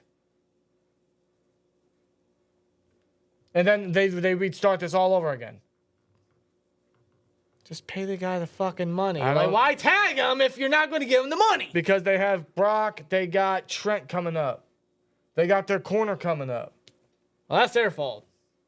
How's that their fault? They got good players. Like pay Aiyuk the money. Pay Aiyuk the money. You don't have to worry about the franchise tag next year. That's what I mean.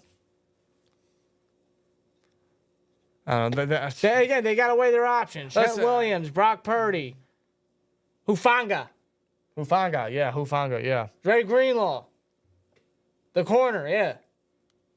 My God. Yeah, Lenore. My God. Yeah, Lenore's A coming. lot of talent coming up. Like. Well, you gotta weigh their options. you can't keep them all. No, you can. That's just not financially possible. It's not. You can't keep them all. So I don't know. They have to pick and choose. They have the opportunity to get something in return from an Aiyuk trade. Well, they drafted receiver. They didn't draft O-line. So who you getting rid of? Based on your draft selections, it kind of tells the tale. It paints the You picture. also re-signed Jennings. You gave him a 2-year deal. You decided to keep him. You decided to extend him. Well, he's not a production beast. He's just a dog. He's a guy that's going to be on the field. He's going to be reliable. What I'm saying is they have an already crowded wide receiving group. They have 4 receivers. Yeah, they do. Which is good for I them. wouldn't call it crowded. No. I'm saying it's good for them. But then, like, They even got Kittle, CMC. yeah, they got great targets. Sure. But you already got these targets and these receivers already. I don't know. Aiyuk's market isn't what he thought Niner understood it, and they hold the cards. Maybe they do. Maybe Aiyuk's trying everything he can to just increase his market. Aiyuk knows what he's worth. Aiyuk knows exactly what he's worth. He's trying to get it. But Taking a sweet time doing it. they're all taking a sweet fucking time. Yeah, they are. Yeah. I think it really falls on Lynch. I don't see how him waiting is gonna benefit. I don't know if Aiyuk is just gonna suck it up and play on the 5th year. I don't see that happening. No. It'll most likely happen because nothing's happened yet, but I just don't see it. And then next year they tag him, and then they're in this whole whirlwind all over again. But again, they already drafted receiver, so like get rid of him. Yeah, Let they the got Steelers have Ricky him. Parasol, Debo Samuel. They got Jennings, Jawan Jennings. George Kittle still a tight end. You got Christian McCaffrey receiving back.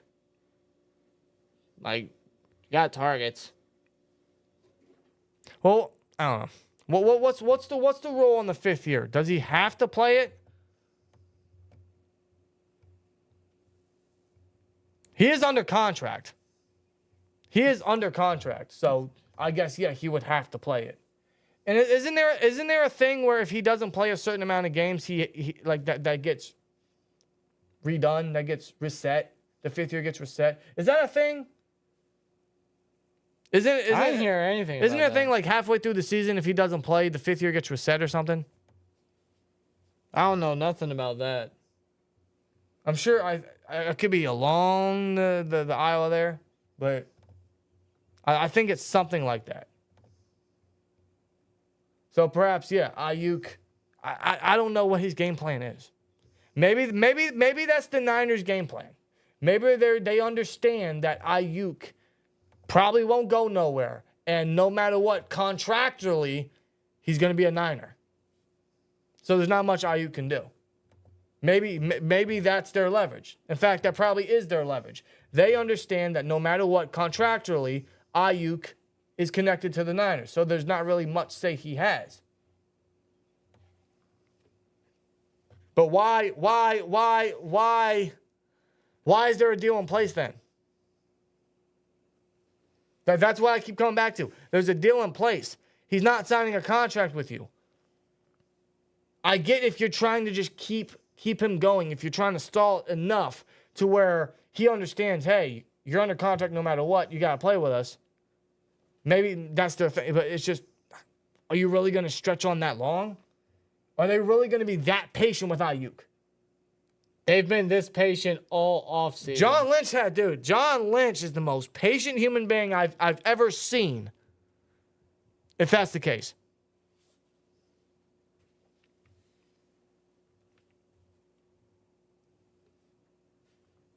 I don't know. All I can do is shake my head on this. Well, real talk. If they have his replacement, why don't they just trade him?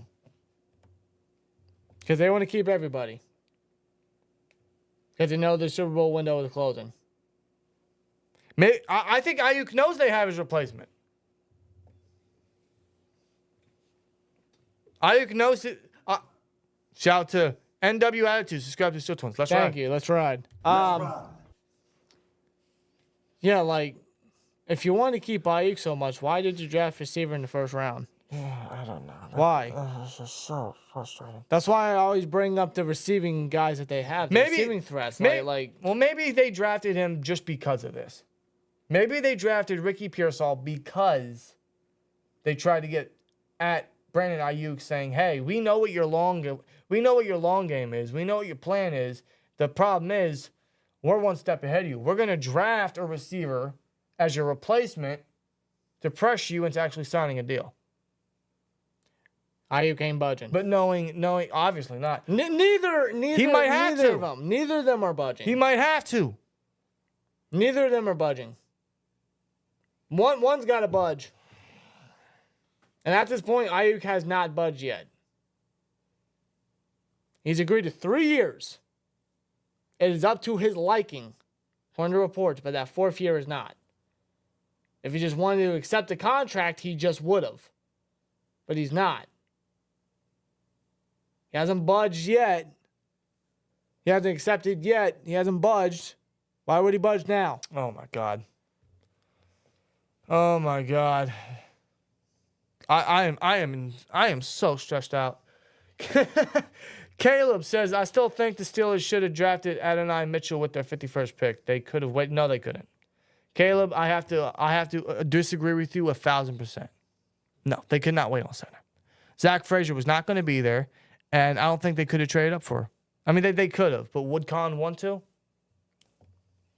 I would not have taken Adonai over Zach Frazier.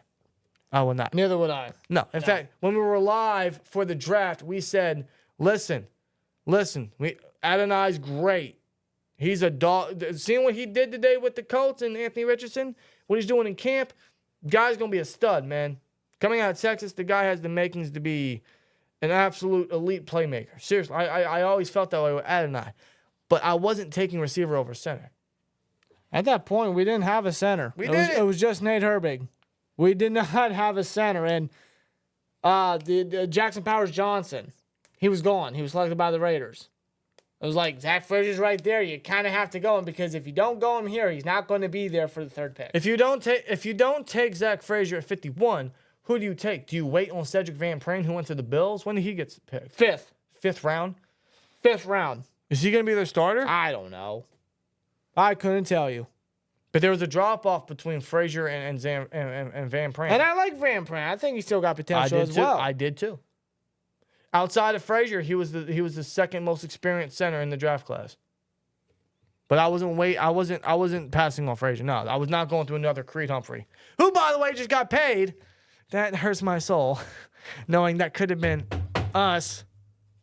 But no, we elected to take Pat Frymuth and elect to wait on Kendrick. Would you want to do that again? Would you have wanted to do that again? Would you want to take Adonai then take someone that may not have been a day one starter at center? Yeah, not me. Con said, "Fuck that." I'm not doing that. I wasn't putting myself through that. I'm not making a Kevin Colbert mistake over here. I'm not doing that. That's just our personal opinion. I wasn't doing that. I wasn't doing that. No, I was not doing that. Nope. And I love Adonai, believe me. No. We still got Roman Wilson. I know we haven't seen anything of him yet, but, you know, he has a championship pedigree coming out of Michigan, dude. You do? Gives me Tyler Lockett vibes. Hoping he gets his playing time as soon as possible. Where are we at in the chat? Where was that at? Shoot for CD if the Cowboys don't want to pay him, says Steerly. I would love CD. I think it's going to cost more than Aiyuk. Draft and salary capital.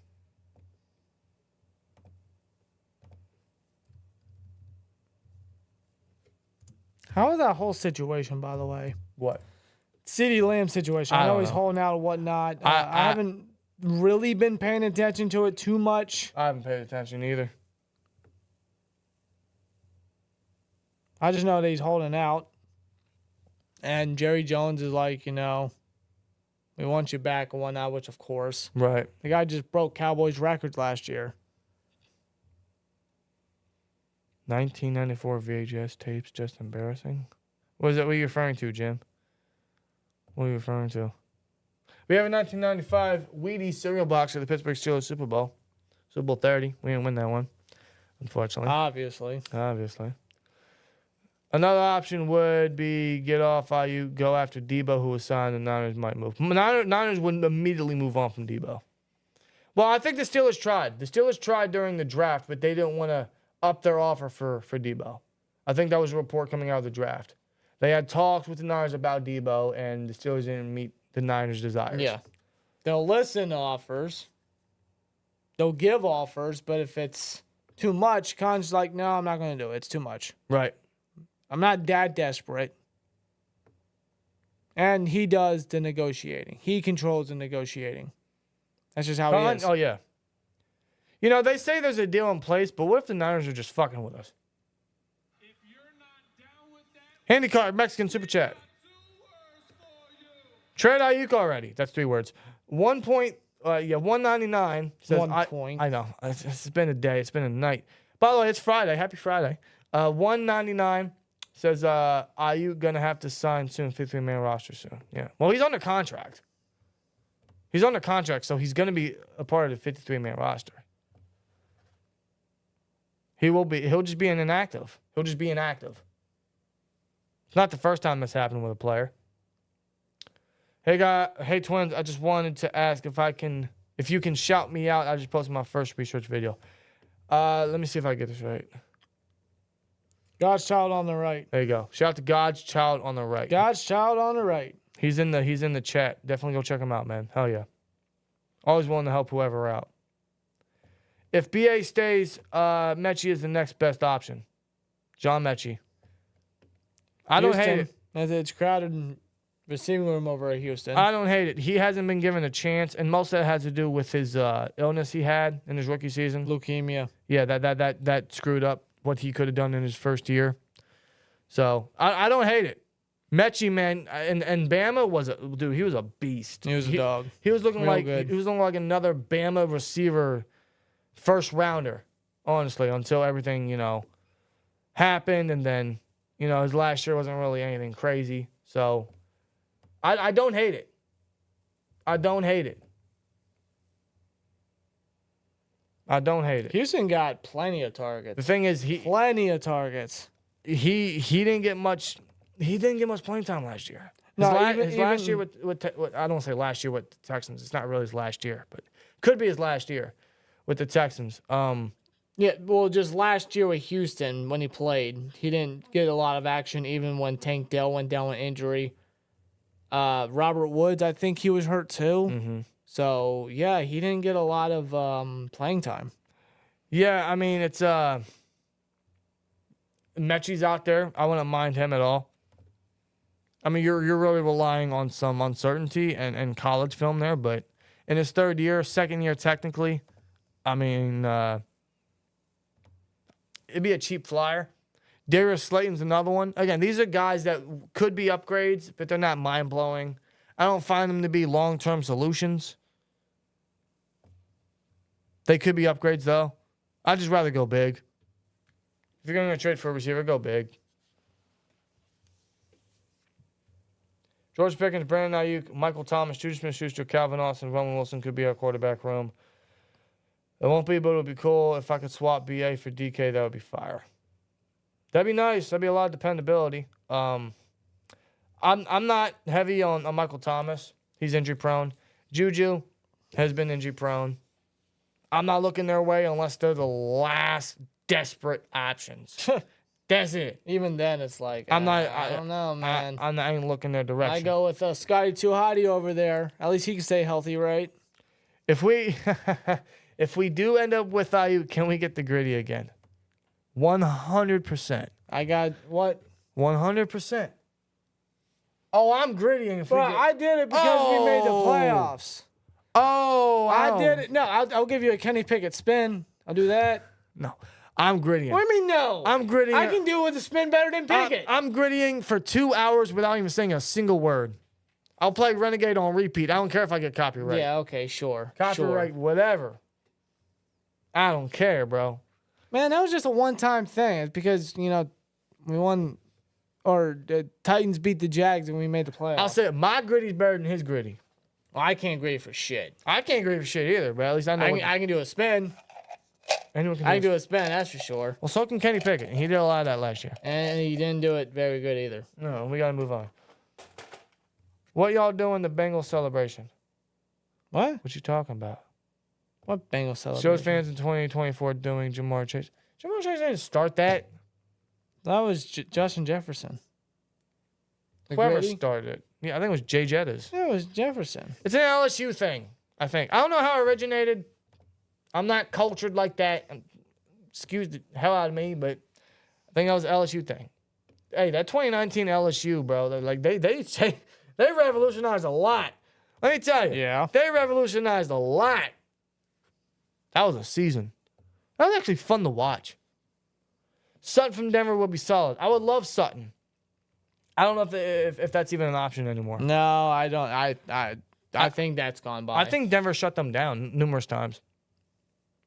Because there was a report from Ben Albright that the Steelers talked with 6 teams and 2 of them shut them down. One of them was Denver. Yeah, Sean Payne wasn't having any of it. No. Well, they're going to need a target for Bo Nix since he's the starter. Yeah, of course. Good luck to them. Did you see that picture, though, that was going through social media? It was during the Broncos preseason game. Quentin's son was holding a baby, a fan's baby, and someone commented, thank goodness, you didn't give that baby to Jerry Judy. Yeah. Yeah, I saw that. Now Judy's the Browns' problem. Oh, Judy ain't no problem. Yeah, remember? Judy ain't no problem. Yeah, they traded. I don't know why they traded. Ain't no for her. problem. Ain't no problem. Ain't no problem. Judy is mid. Judy is very mid. And they paid him? Yeah, they did. The Browns are always brown. You know what I mean? That's what they gonna do. And then they want to give Aiyuk all this fucking money. They want to trade this and that. That's their problem. Of course it is. That's their problem. Like Deshaun Watson really panned out for you. Cleveland. There's still time, maybe? Maybe not. I don't know. Maybe there's still time. I don't know. I don't know. What time is it over in California? Considering they're 3 hours. 9, right? It's 9:08.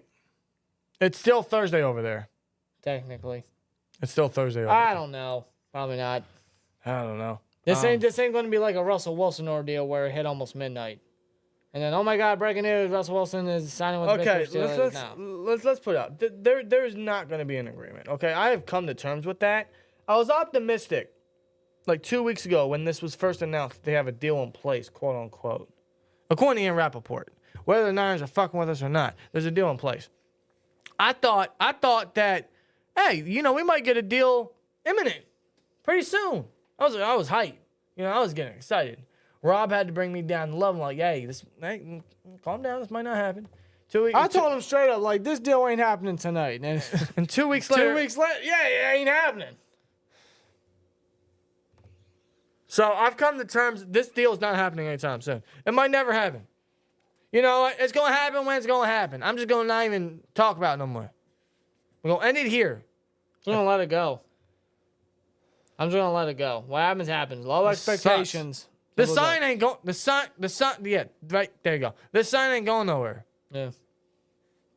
That sign ain't going nowhere. It'll still be there until it's no longer there. Hey, the sign is putting into existence, manifesting the future. We manifested Matt Cannigan fired. We manifested Bench Wallace. We manifested Mason Rudolph starting. We manifested A center being draft a drafted. center. Yeah, like my goodness. Sign works 9 times out of 10. Yeah, the only So night it didn't work was that Tomlin yeah, sign. 9 times out of 10. But we knew that wasn't happening. That was just pure frustration on that part. Oh God. For right reasons. For right reasons. God almighty. I don't know. I want to get a poll in the chat. I want to get a poll in the chat for you guys because I want to see your guys' opinions, man.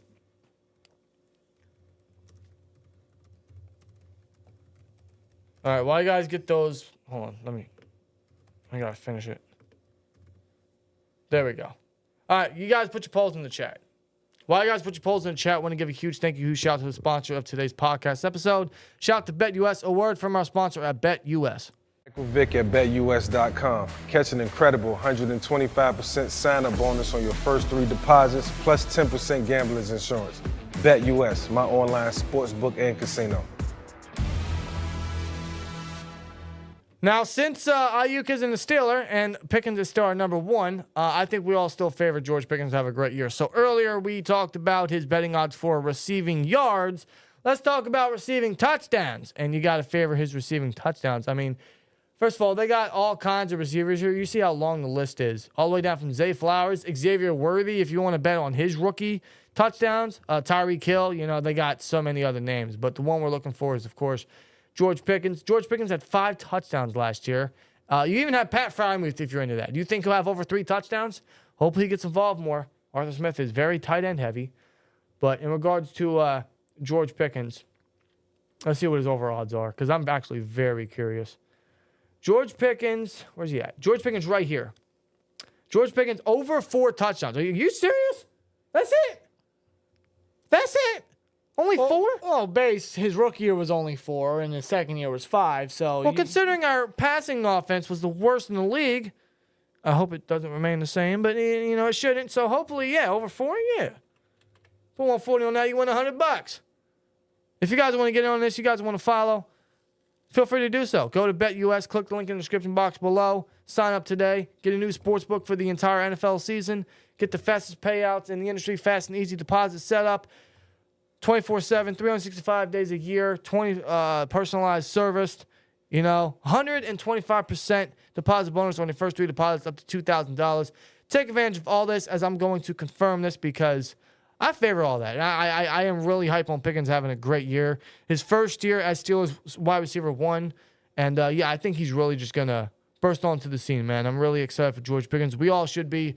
With a new quarterback system, we're hoping he has another great year. So shout out to BetUS for sponsoring today's podcast episode. Again, click the link in the description below. Take advantage of that 125% deposit bonus on your first 3 deposits up to $2,000. Just please gamble responsibly. As you guys, 56% say no. No, an Aiyuk trade will never get done. Will Aiyuk ever get traded? 53%. Okay, it's changing. 55% say no. But the majority of you guys are saying no. Can't wait for week 1. Me neither. Do y'all think we will lose to the Falcons week 1? No. Although I ain't gonna lie, man. I'm starting to underestimate the Falcons. They made a lot of moves. They are looking good. Like, if they're fully healthy, they're looking good. They just extended A.J. Terrell. Yeah, they did. He's one of the highest paid cornerbacks in the NFL right now. Yeah, it's so great because he's not even underrated no more. Like, he's getting a lot of recognition. He got the bag for it. Keep in mind, they signed Jesse Bates last year. Yep. Had an impressive first year for Atlanta. Yeah. To no one's surprise, Jesse Bates is great. Signed Justin Simmons to pair with Jesse Bates. Traded for Matthew Judon. Like, my goodness. Yeah. Holy crap. Yeah, and their line's pretty solid. You already know what their running game's like with Bijan Robinson. Receivers are, I mean, they loaded the receiving group when they signed Kirk Cousins. Drake London's very underrated. So, Yeah, I ain't gonna lie, man. I'm underestimating the Falcons. I might be a little worried. But I think we'll still come out with a dub, I hope. I really hope so. I can't really have a say yet. As long as that defense is strong, bro, I think we always got a shot with that defense. With Patrick Queen now added, with Dante Jackson, Deshaun Elliott now added, and defense stays healthy, I hope so, man. I really hope so. I think we got a shot. And hopefully Warren will be ready for week 1 because I'll be very concerned if Warren doesn't play. Because then Najee's going to have to be the bell cow. I don't know who will be the extra rotational piece. Probably Cordell Patterson. Most likely Cordell Patterson. In fact, yeah, it would be Cordell Patterson because of his prior experience with Arthur Smith. Yeah. That wouldn't be bad. That wouldn't be bad. But it's not Warren. Warren, you know, we all trust Warren. Some of us actually prefer Warren. Maybe the Steelers will. We'll see in a year from now if Najee's still a Steeler or not. Yep. But that's for the offseason. That is. Because the offseason, we just got through with the offseason. Now we're getting back into the season. Thankfully, football's here. We got a game technically tomorrow. We got a game tomorrow. We are 2 sleeps away technically from more Steelers football. Indeed. It'll be very exciting. If it was 2019, those signing would be scary. It would be scary. It's still good, though. I think the Falcons are doing everything right. Plus, yeah, they changed their entire coaching staff. They did. Raheem Morris is leading the charge now. They got Zach Robinson, who the Steelers were supposed to interview, and they never did. Oh, and they got the quarterback for the future. He just got to sit for 4 years. Yeah, you got to sit for 4 years when he's already 24 years old. Michael Penix. Yeah, and he's not playing in the final preseason game. I don't know what their plan is. I don't know what they have in mind. But, I mean, 4 years, he'd be 28.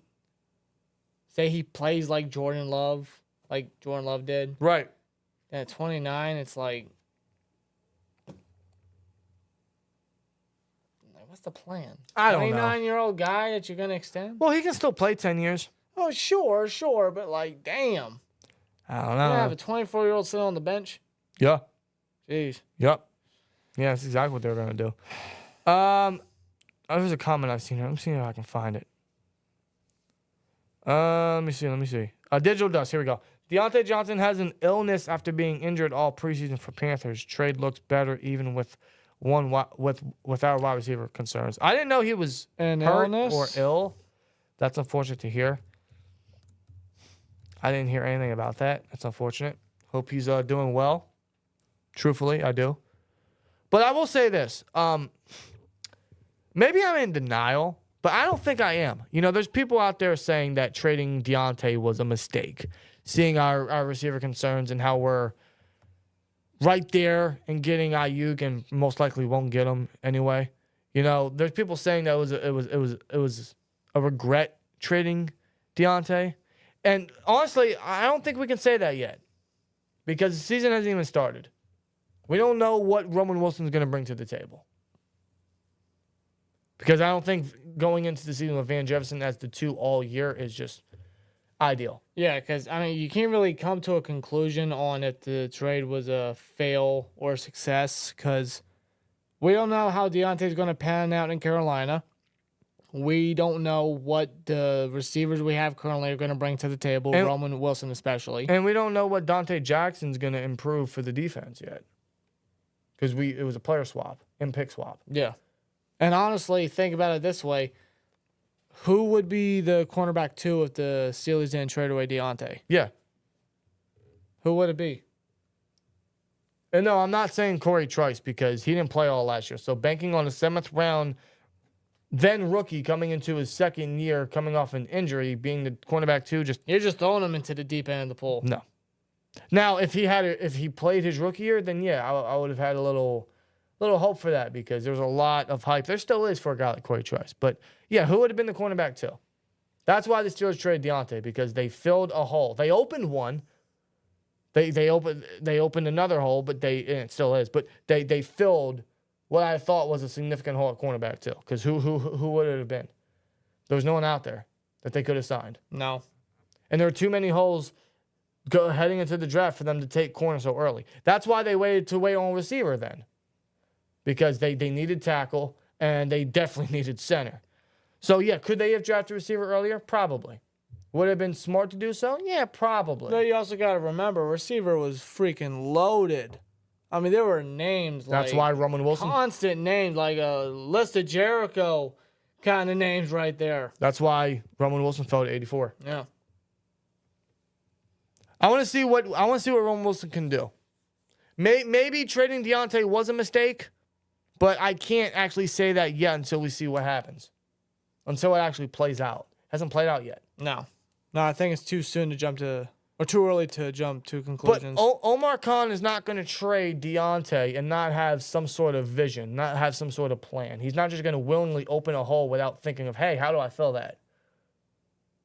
He's trying to. The Niners, Aiyuk, Lynch, they're being incredibly picky. They're being very, what's the word I'm looking for? They're just not being helpful for us. They're not. They're taking forever. They're stringing us along, and ultimately we might not get them. What his backup plan is, Lord knows. Could Roman Wilson step up? I'd hope so. I still have hopes for him. When will he play? Same answer. But I wouldn't say trading Deontay was a mistake. If we're at week 8 and our receivers aren't doing anything, then yeah. And if Dante Jackson is a scrub, yes, I will agree with you. But I'm not going to agree with you yet because it hasn't been played out yet. Yeah. Let's see how it plays out, and then yes, maybe we can truly say, yeah, trading Deontay was a mistake. But I'm not ready to say that yet because nothing's happened. Nothing's happened. But ultimately, I think Khan is going to just improve the receiving room. It's gonna happen at some point. I mean, I think he's gonna have no choice but to do it. Whether it's pressuring the Niners to do something with Aiyuk or getting Aiyuk itself or looking elsewhere. Time will tell, man. It's just all about the waiting game. Lord knows when that's going to happen. Yeah, 63% can still say, yeah, no to Aiyuk getting traded. Do you guys know why we don't use our tight end in the passing game? I don't know, John. What's a tight end? Why draft one in the second round and pass up on a center that is now the highest paid center in the NFL? I don't know. History. I don't know. But I would hope, I would really pray, actually, that we get our tight ends involved because Arthur Smith is incredibly tight end heavy. He runs a lot of 12 and 13 personnel. We're going to get a lot of it. Get used to it. So start getting targets to Muth. Muth is going to have to play the 2. Truthfully, Muth is going to have to play the 2. I'm expecting a big year from Muth. He's going to have a lot more on his plate. He's not going to be watered down. He's going to be getting targets because Arthur Smith gets his tight ends involved. Look at the stats. It may not be as much as you'd like with a guy like Kyle Pitts, but he gets his tight ends involved. I don't see how Muth doesn't have an increase of play. Of targets. I mean, last year he saw barely anything outside that one Bengals game. Yeah. He didn't see shit. Just give him more We targets. did not see Muth. It was like him on a milk carton. Let's get the entire tight end room involved. The entire tight end room. I would hope so. Yeah. I would pray for that to happen. Maybe we see that a little bit come Saturday. That'd be great. Can I get a coin, please? For the love of God, can we get Darnell involved? Can we get Connor going up the seam? Get him up some cross routes? Like, utilize him a little bit. Debo would be great for Pickens as a mentor, and they both have a little dog in them. You're not wrong. You're not wrong. And his contract would be cheaper than Aiyuk's. He wouldn't be here as long, but it would be cheaper. And we wouldn't have to trade as much for Debo. I wouldn't hate it. If ultimately the Steelers would have to suck up and trade for the other Niners receiver, I still wouldn't hate it. Because Debo is a beast. That's a Yak King right there. Uh-huh. Oh, yeah. I mean, yeah, he's older, but... Still play. And he's one of the strongest receivers you could probably ever have. Oh, yeah. For his size, he plays so much stronger than he looks. Wait, what? Wait, is this true? So I just searched up Debo on Twitter, right? Just to see a couple things. Okay, I don't know what this is. I don't know who wrote this. I don't know if this is even legit. There is an article in 2025. Never mind. Clickbait. Fucking clickbait. Never mind. Okay.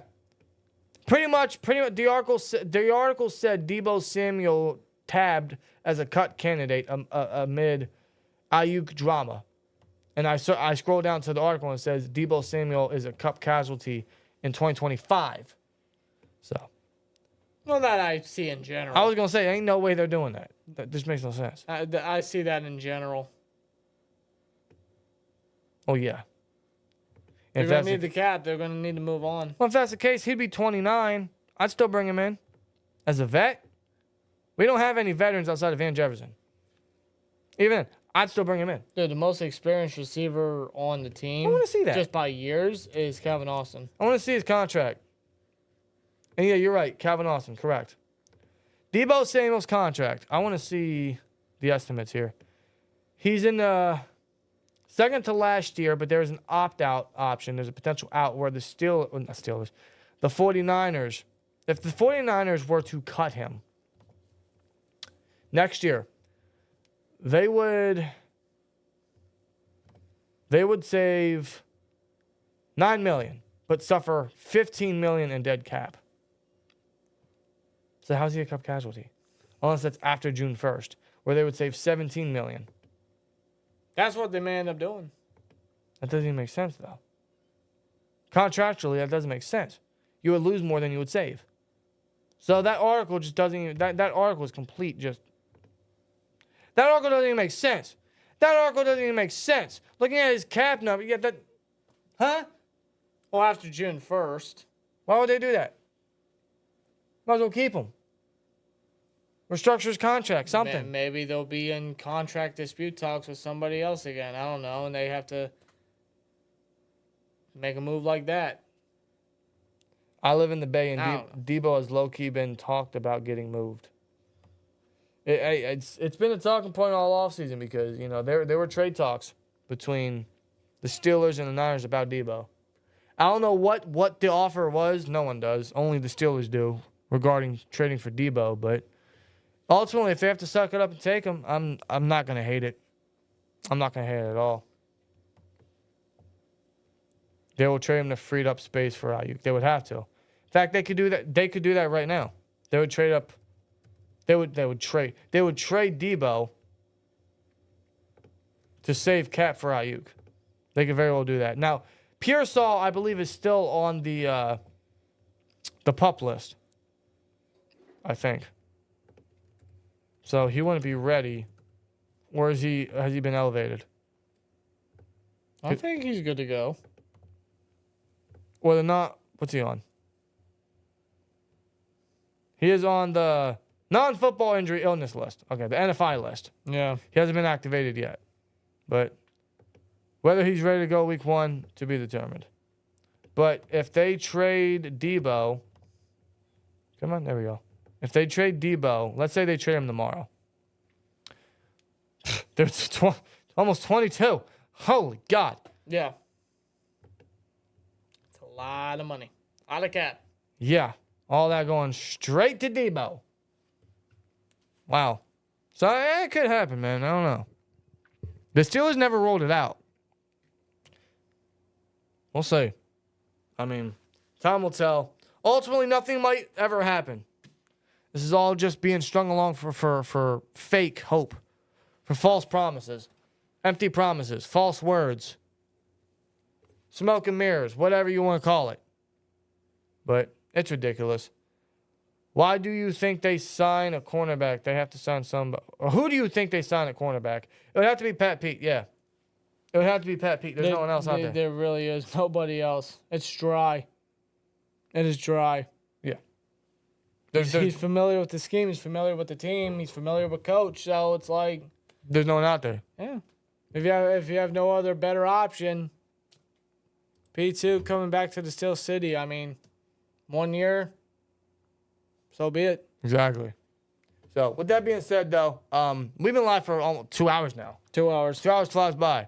Thank you guys for joining us tonight on episode 99 of the Steel Culture Podcast. This is the last double-digit episode of the Steel Culture Podcast. That's insane. So episode 100 will be Saturday. Yeah, it will be. Episode 100 will be Saturday right after the Steelers versus Lions game. You guys know we'll be live for that. So hope to see you guys there. You guys have a great rest of your night. Appreciate all the interaction. It's been a lot to talk about tonight. There'll be a lot to talk about come Saturday and even onward because we'll be able to get a good glimpse at, or hopefully a good glimpse at what we can get used to. What we can look forward to, and of course, final cuts coming up. So still a lot to look forward to, but thank you guys for joining us tonight. You guys enjoy the rest of your night. Enjoy the rest of your day. Make it a strong Friday, the last day of the work week for most of us. So make it a strong one, and we'll see you on Saturday. See you guys next one. Here we go, Steelers. Also, quick shout out, quick thank you to BetUS for sponsoring today's podcast episode. Once again, click the link in the description box below. Take advantage of the 125% deposit bonus on your first 3 deposits. Up to $2,000, man. Again, link in the description below, as well as pinned at the top of the comment section. Definitely take advantage of that. But yeah, otherwise, see you in the next one. Here we go, Steelers. And as always, like, comment, subscribe, and we'll see you later. Peace! That's the wrong one. Bro, you botching. It's the last. It's been a long day.